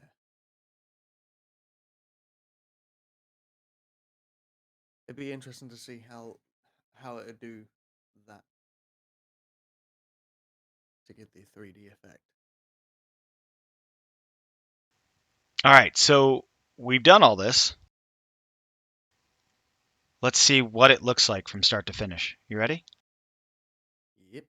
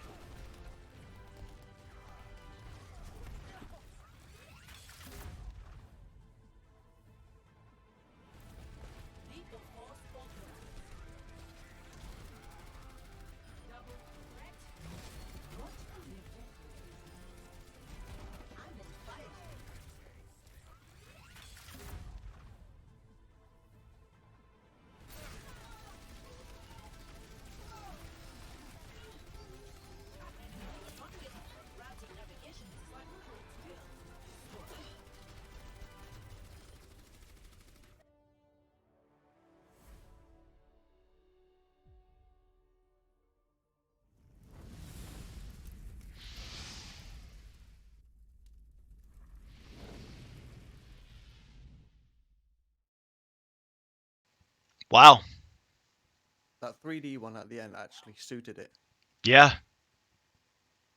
That looked really, really solid. So the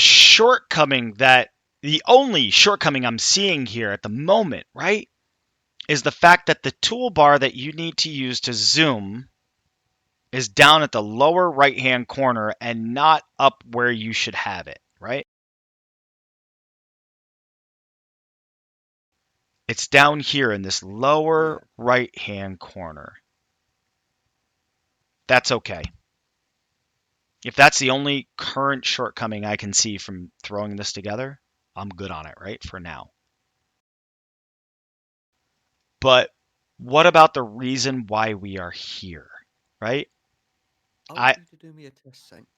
What's that? Highlight your mouse over the basically where you would add like, the videos and things. And can you use a scroll wheel to zoom in and out? Not there, the bottom one.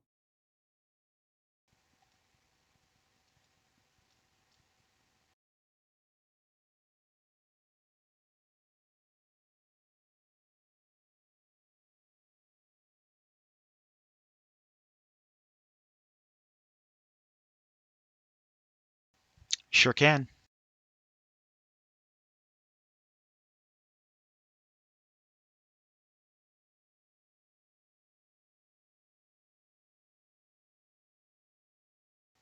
Yep, you sure can. Makes it a lot more easier then. Sure does. So, why are we here today? The big question. We are here to find an ID10T proof video editing software that does not what? Snap, crackle, or pop, adding a simple music file to it, right? Yep. And we're getting somewhere. We're definitely getting somewhere. So let's export this project right here as it is, right? Let's do that. Oh look, it's a record button.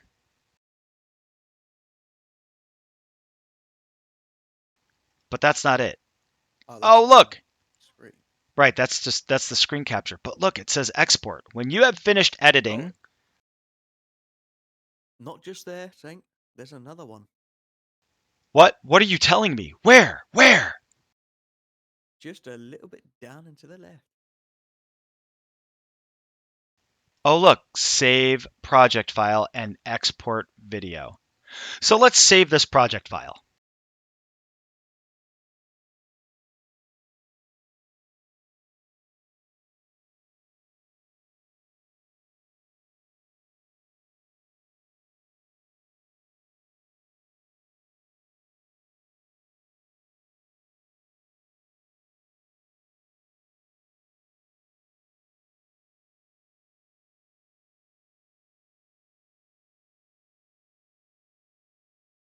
Yeah, not does it only have it in basically the export there twice?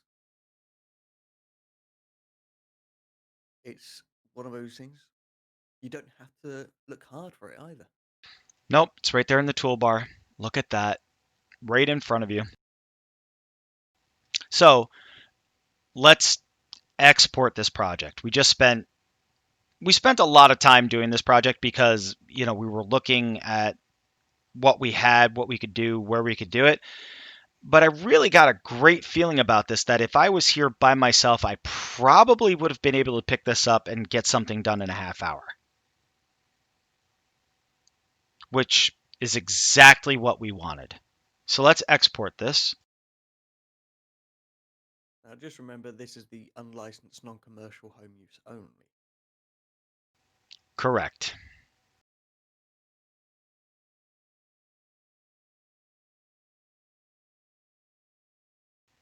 Oh, look, you can export it for YouTube specific.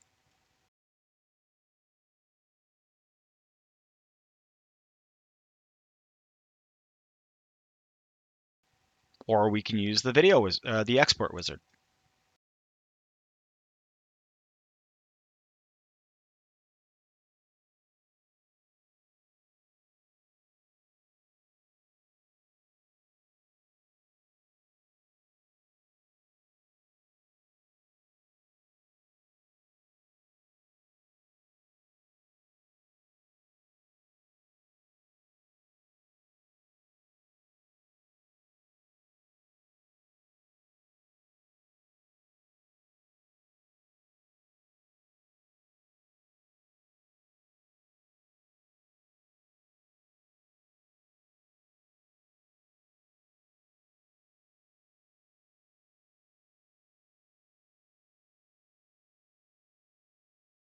All right, so that sets it for YouTube settings, right? Yep.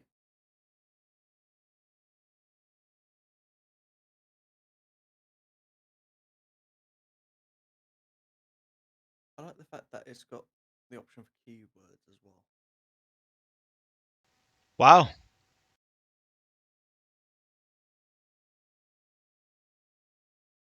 My computer knows more about me than I do.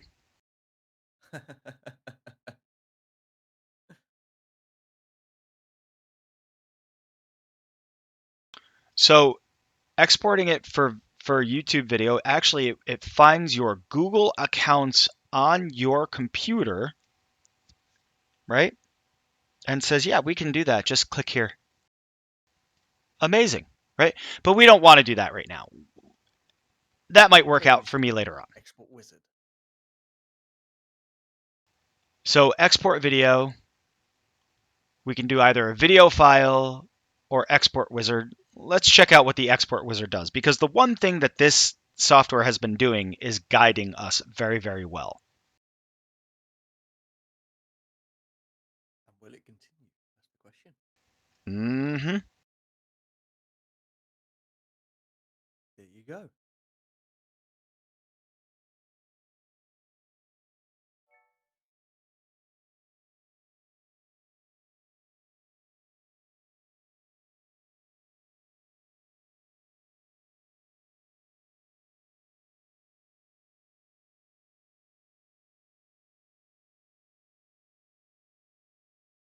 And look, did you notice that? Auto match content. Wow. So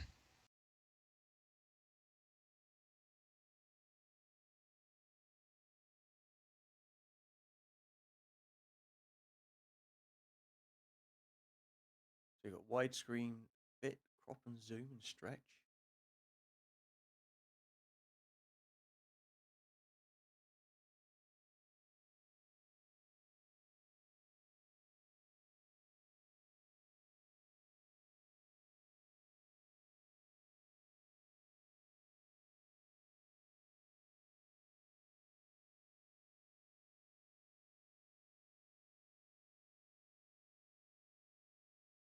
Well, we know it's going on YouTube, right? Bam. Yep. Max frames 29.7 or 29.97. Ah.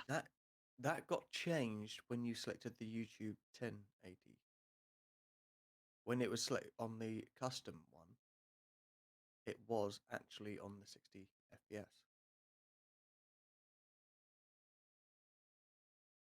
So let's throw that on variable frame rate max 60 frames.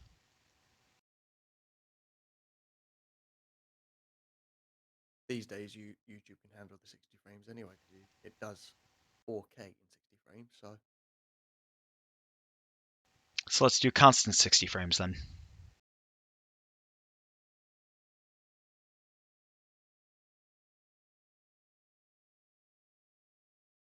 All right, so it's a 176 meg file for a minute and 10-second file. And it looks like it's zooming right along.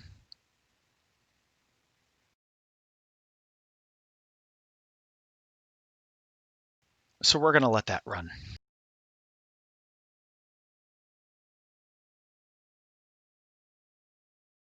So far, we might have found something pretty decent. We might be able to send OpenShot to the trash bin. I don't know. Because we're missing just one thing. That's the audio. Right. But it'd be nice to see how this does with an export, with being obviously a free, unlicensed copy.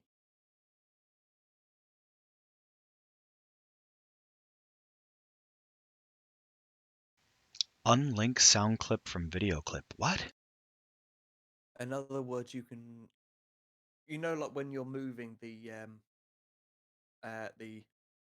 video, basically in that bar, you can actually unlink it and move the video and have the audio stay where it is. Oh.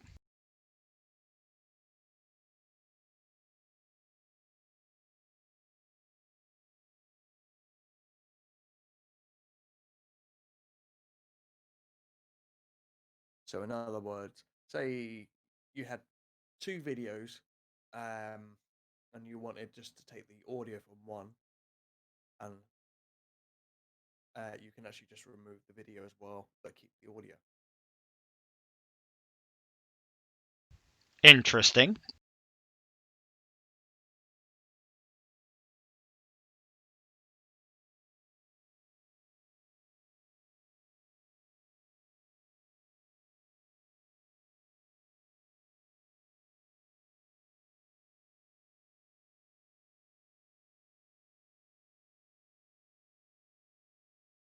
It's like you obviously can add in effects as well, as you see the FX button there on the video in the bar, as well as up the top as well.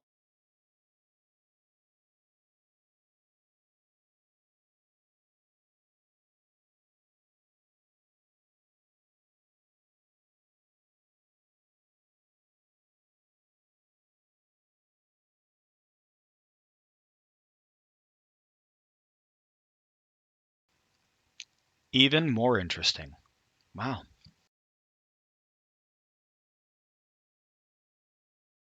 See, we didn't get into that with OpenShot because OpenShot snap crackles and pops.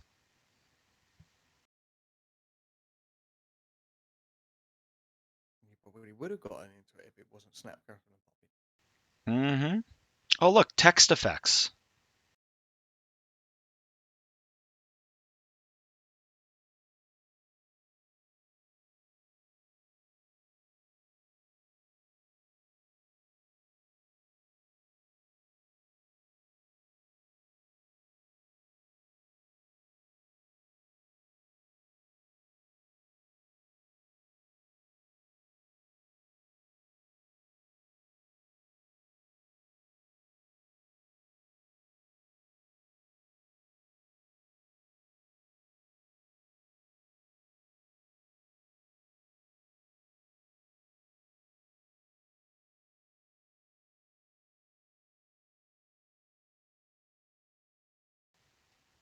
All right.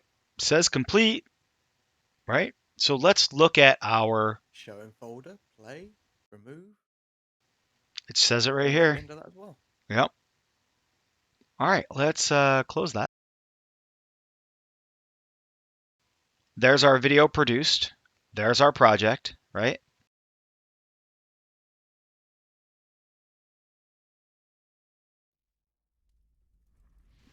Let me turn the volume up. Yeah, I don't see any watermark. Let's go back to that beginning.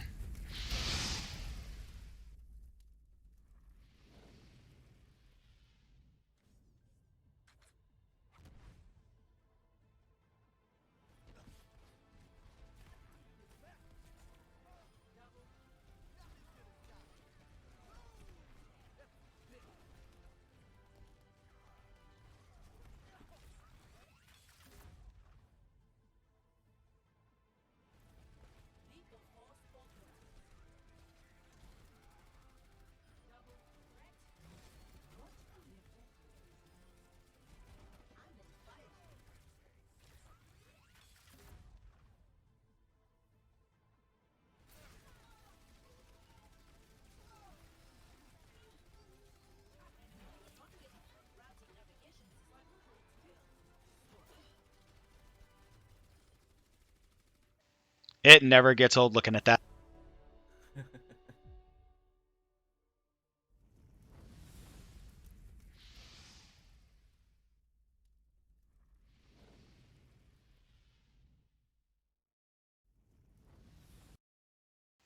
Hot damn, that's a great clip.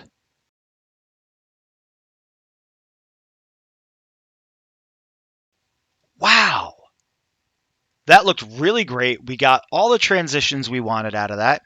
We got good volume. We can actually change the volume because as we were looking at it in the work bar at the bottom, you could see the little volume icon at the bottom next to effects. Let's go down there and I'll show you right here.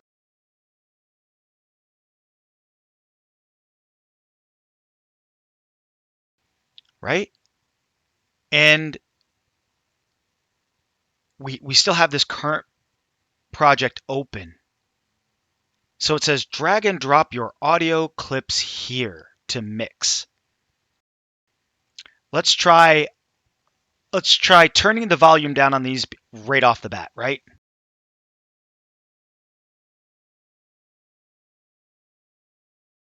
In some respects, it'd be nice to see what it's like without having to turn that down. To see if it snaps, crackles, and pops. Let's drag and drop the song in here.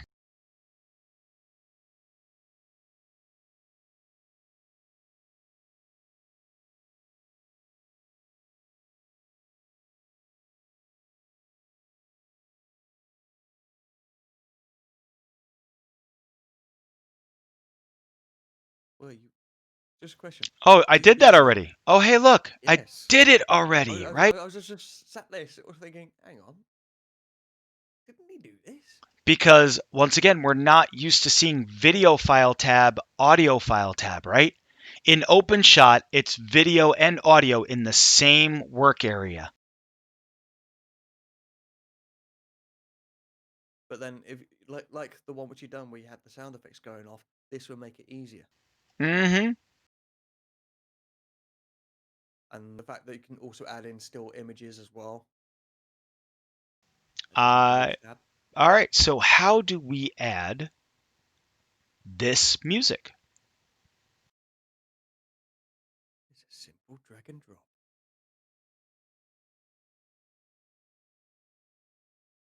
Down one more. Down one more.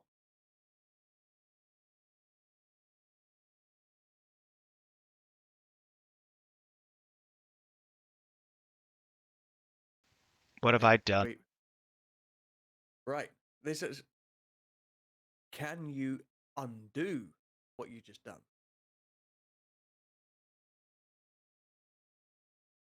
Is it an option? Like, can you, like when you control, is it Control and Z to undo?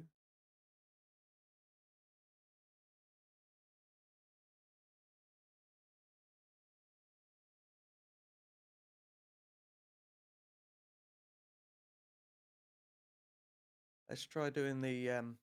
Did you try Control and Z to undo? That's what I just did. Ah, So yeah, there is a third track bit there is where you need to put it, as you probably figured.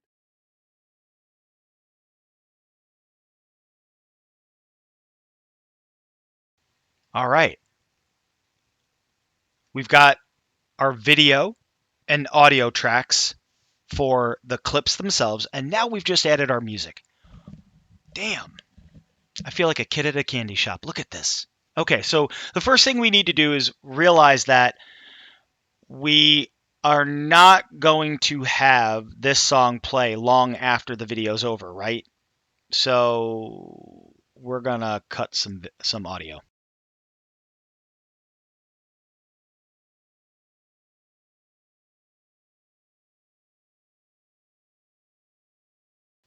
Bang, straight to the end.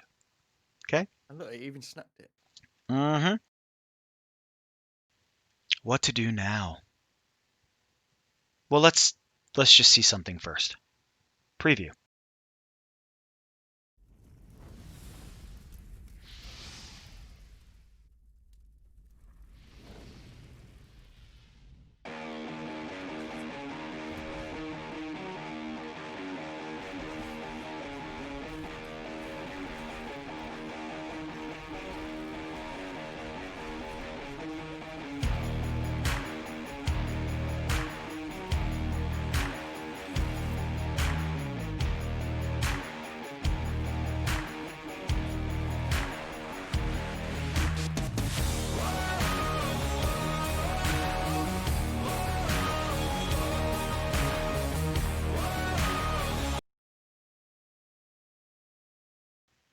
Preview looks good, but the music is loud. Yep. So, That's where you can adjust volumes to where you want it. exactly. We're going to go down here to the volume button. We're going to adjust that volume down.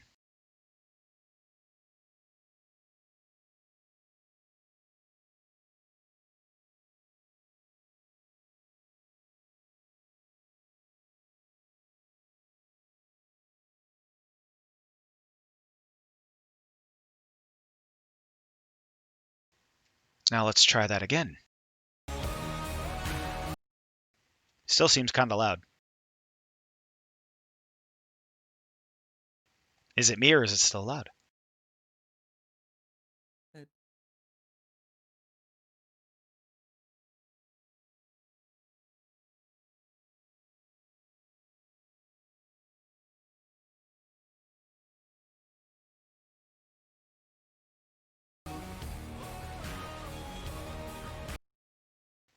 All right, we're getting closer.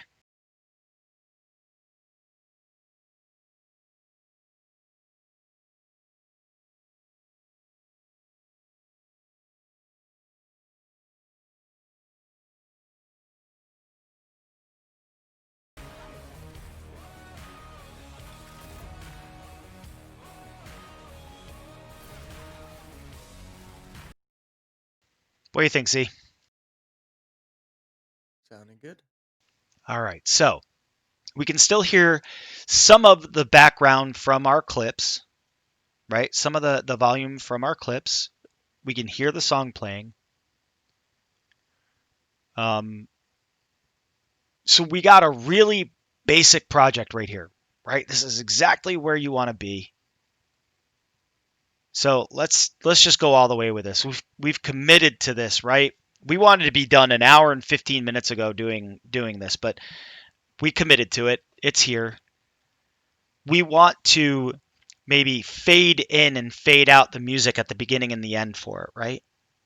Now, do you want the music to continue going on through the outro logo, or do you That's want it to end at the clip? a good question. Do we want the music to go all the way through on the outro, or do we want it to end? I think our outro should be crisp and clear. You should get the impact of what the brand is, right? Yep. So let's end the music early on the clip, and we can do that very simply. Let's just do that real quick. Hold on.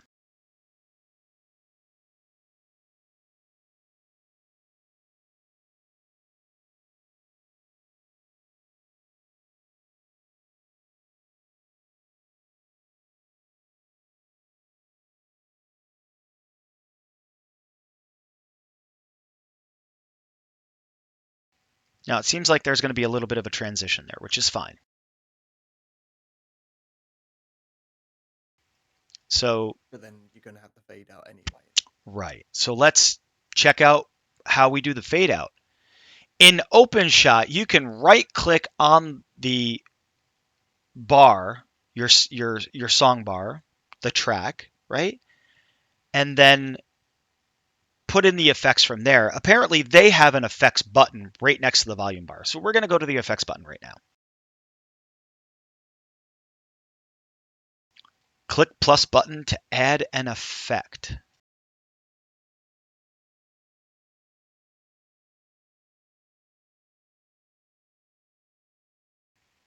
Surround sound, plugins, low pass, noise removal, normalize, pan. There's no fade.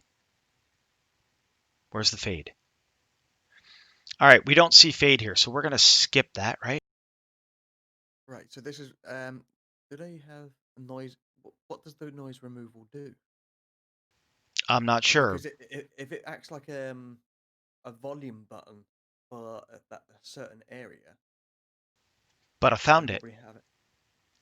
I Just a found right it. click. Right, it's a right click on. So they kept the same thing as OpenShot, honestly. Same thing as OpenShot. You can right click on it and get a drop down or a drop up menu, right? You could delete the ripple. You could save the audio clip as a new file, show original clip, replace clip, blah, blah, blah, blah, blah, blah, blah, blah, blah. But down in the middle is fade in, fade out, crossfade, fade the entire clip. What? Yeah, I Okay. think we need to fade the entire clip, or maybe. All right, we're going to fade in from the start of the clip to the cursor position. Where you got your cursor set to in the middle of the video. You know where you got the red bar? Right, but that's not what we want.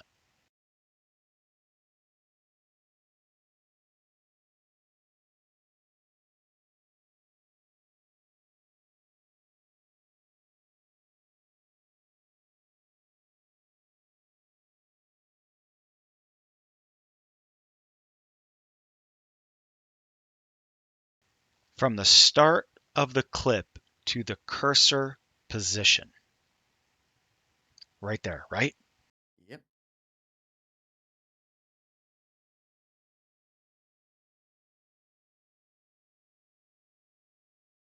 So immediately, my guess is when you go to do the fade out, you want to move that cursor position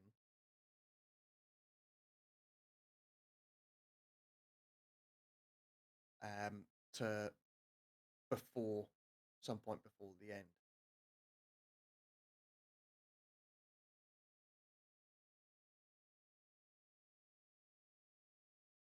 But just in case. From the end of the clip to the cursor position. Technically, it should be the other way around. Right. Cursor position to the end To of the the end of clip. the clip.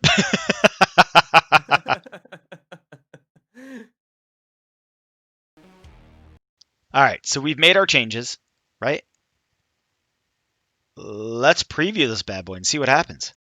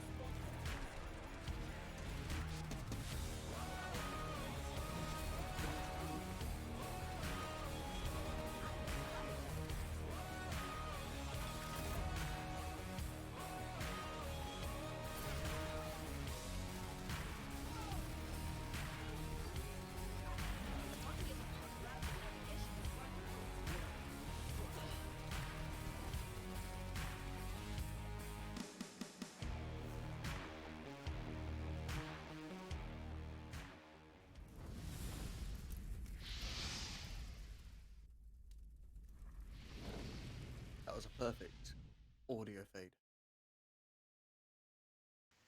By Jove, I think we've got it. Are you kidding me? Really? That was a perfect audio fade at the end, wasn't it? It moved right into it, faded out just before our outro. The sounds didn't clash. It ended well. It's not like the next chorus line came up, right? Nailed it. The ease of use of VideoPad by NCH Software. Unbelievable. Trump's open shot right off the bat. And this is something that we could have done in a half hour. If we weren't nickel and diming everything to make this what it is right now, which is an intro streaming educational video, right? I could have made this video in 20 minutes to a half hour and tripped through it, throwing crap together. Like, I still think that maybe the background music is a little loud. Maybe a little bit. But I could hear both the in-game and the music, so it sounded fine to me. But then at the same time, I'm not on your computer hearing it direct from you. Right. So let's do this. Let's get this project made. Right? Let's finalize this project. This is a video. We've worked an hour and change, an hour and, I don't know, 15, 20 minutes tops, right? On a video audio editor that allowed us to do everything we wanted to do that we couldn't do on OpenShot. And the question is the moment of truth. Right. Let's see what this does when it's exported. Do we get snap, crackle, pops? Do we have to have cereal and milk? What is the gaff that this free video editing software, unlicensed, mind you, non-commercial, home use, right? Yep. Is it going to snap and crackle at the end? I'm excited. Are you excited, chat? I am actually. I want to know.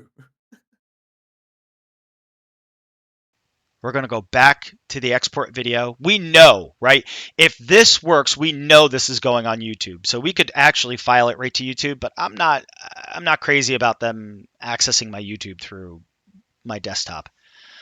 That's crazy. So we're going to do it as a file.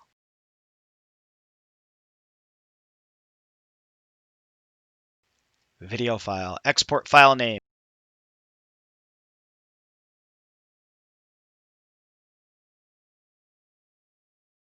But have you noticed where it's got the presets there for the custom? It automatically keeps the constant 60 FPS. Look at that. It kept the settings from our last. Yeah. No, because the last time you done the preset as a YouTube. No. I skipped out of the YouTube and went to custom Oh. because I didn't want to rock it to YouTube yet. Ah.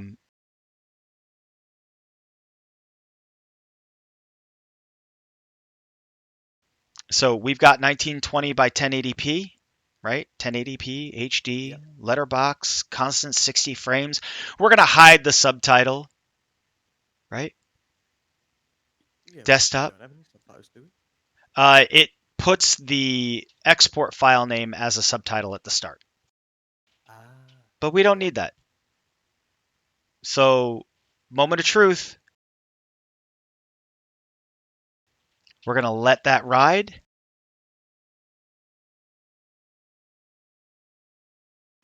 And I think we might have something.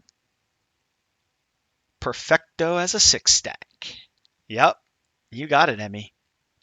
Man, it's exciting, right?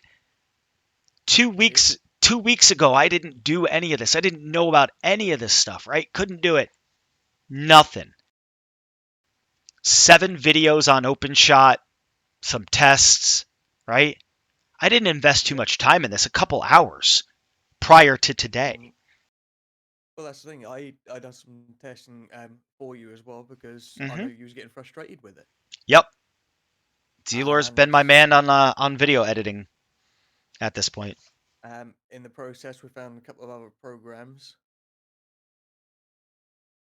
and obviously, you found that is it the VDCS or SC, which Yeah. was too complicated for you, but it done something which you done because you done all the editing in another program, export Mm-hmm. the video, and then edit it in Exactly. that way. Look Get at me Em. there to do everything in one. Look at Emmy hitting out the shout outs today for Coda Clan. Check him out on Twitch TV. And Zelor, check him out also on Twitch TV. Thank you so much, Coda, for getting me involved in video editing. You were an ace at my start, man. Thank you so much. And to Zelor, who's been here with me for 4 hours checking out and helping out with editing and updating and stuff. It is a great feeling to know that I've got such wonderful people in my community, most of them going on 15 plus years gaming with me on the outside of streaming. And now, with being able to tap into their techniques and their abilities to help me out and get me moving, it is a wonderful, wonderful thing to have. Um, Check us out, darksaintproductions.com, Dark Saint Productions community, and Twitch TV, Dark Saint Productions.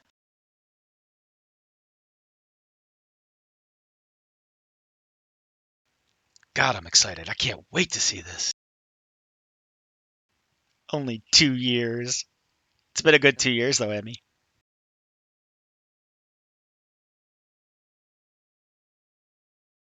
Don't forget, you're keeping all the riffraff out. Emmy, when I make it big, your job's going to be really hard. Well, that's the thing. If me, you, Jim all become big, I mean, poor Em, she's gonna be knackered.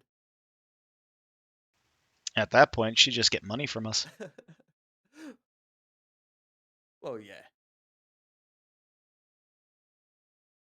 Got to support the mods.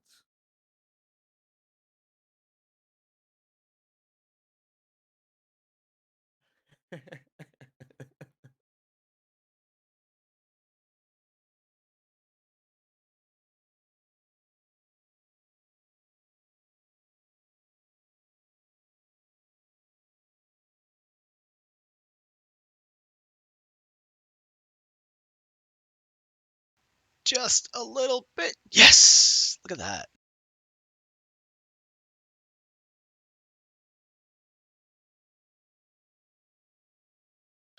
I'm excited. I know. We've got this moment now, don't we? Moment of silence, no talking.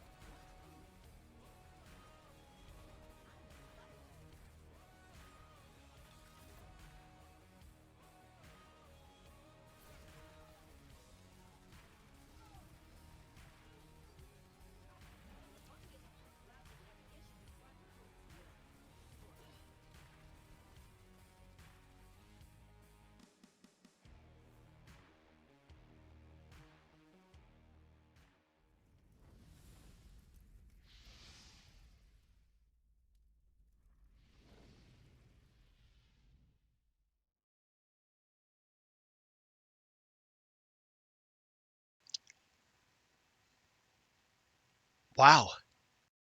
I didn't hear any crackles or pops. Nothing. We've got it. We've got our editor. Lit. We've got our editor. We've got our audio editor. That's undamn believable. Wow. Holy hell, that's great.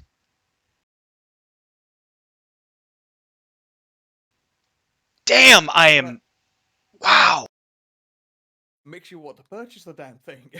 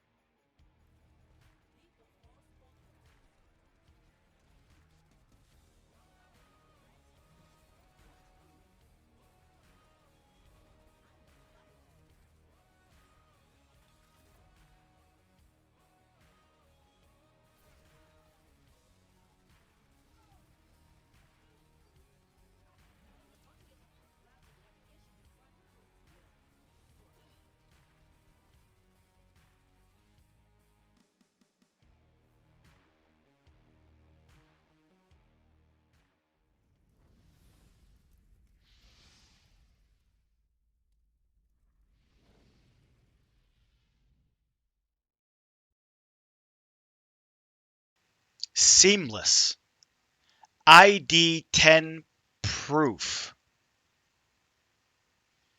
ID10T proof. Video and audio editing. No snaps, no crackles, no pops. Right off the bat. Ease of use. Right there, ladies and gentlemen. NCH Software. Video Pad by NCH Software. It is ease of use, simplistic in nature. I mean, damn, that's great. And this is the one which I found when you don't remember, and I said about the VDCH, Yep. VDCS software. Now, I searched for that software in the Google search, and I mistakenly clicked the first link, which took me to this one.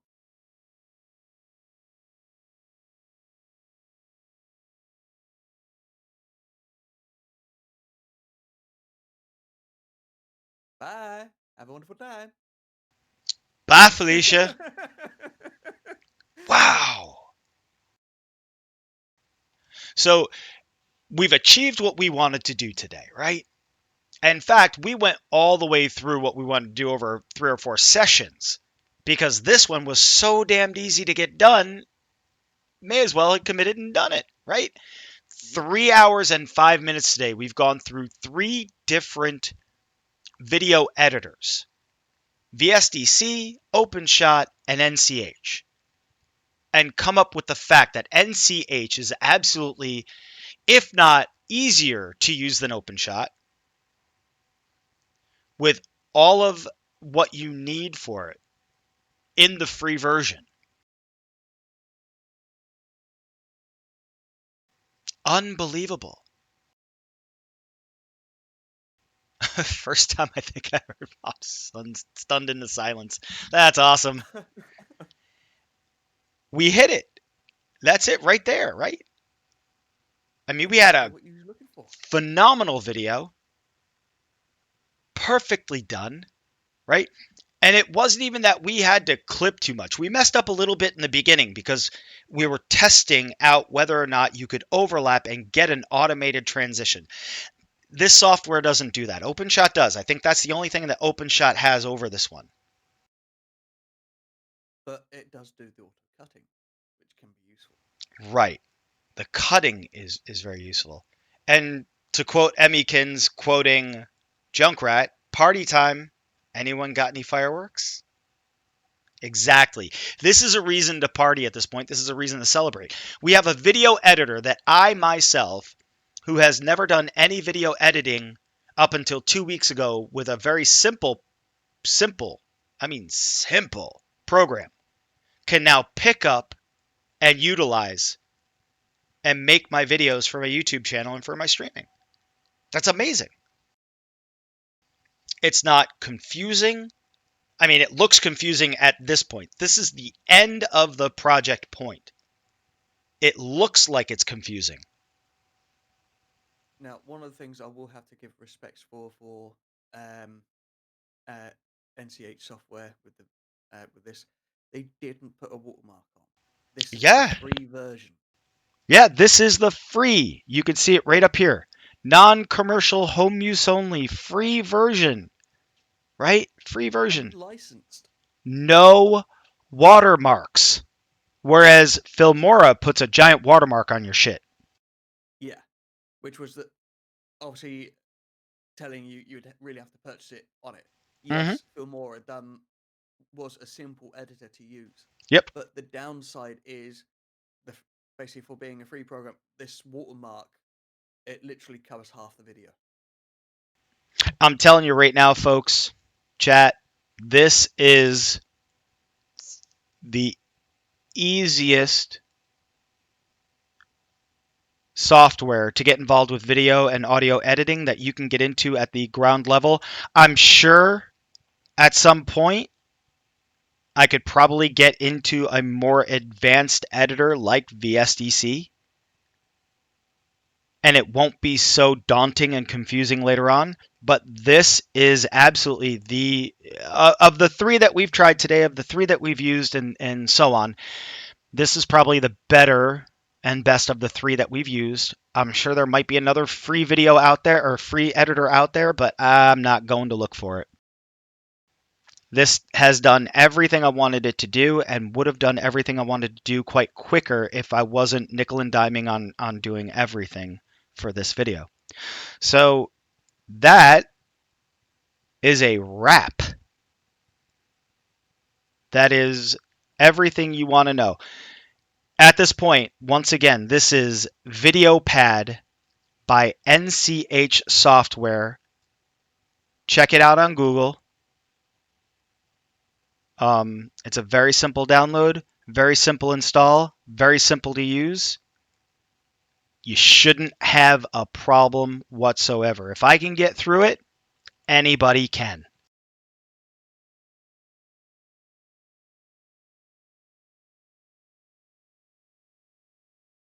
Now what? Now we're going to play some. Now we're going to take a break and play some games. Ladies and gentlemen, thank you very much for joining me for our educational stream today. Of course, once again, you're here at my channel, so you know this is already Dark Saint Productions, otherwise known as Dark Saint. My guest today was Zlor. My mod is mmkay. You can check out KotaClan at Twitch TV/KotaClan, KOTAKLAN, or Zlor at Twitch TV/Zlor, XEY, damn, LORE. We have had a great time getting you this educational information. Any streamer that wants to go through and check this out, you're more than welcome to. You're going to need it. This is the software that you can do and save yourself some money by doing your own videos and delving into the editing of your videos. So we're going to say have a great day until the next time I stream, and which might be streaming some Overwatch in just shortly. So if you want to stick around, you can. If not, we'll start streaming in just a little bit. We're going to take a break, and thanks for stopping by. Thank you once again also to Refinej for her 6-month subscription today. And Zlor 2 days ago, 13-month subscription. Justice Jim for his follow 2 days ago. Once again, thank you for that. Thank you for Grumpy Cat for stopping by. Hocus Pocus, check him out. Great artist. If you want to see some fantastic artistry, Hocus Pocus. He's on Twitch also. Check it out. You won't be disappointed. Once again, folks, thank you very much for stopping by. We'll see you soon.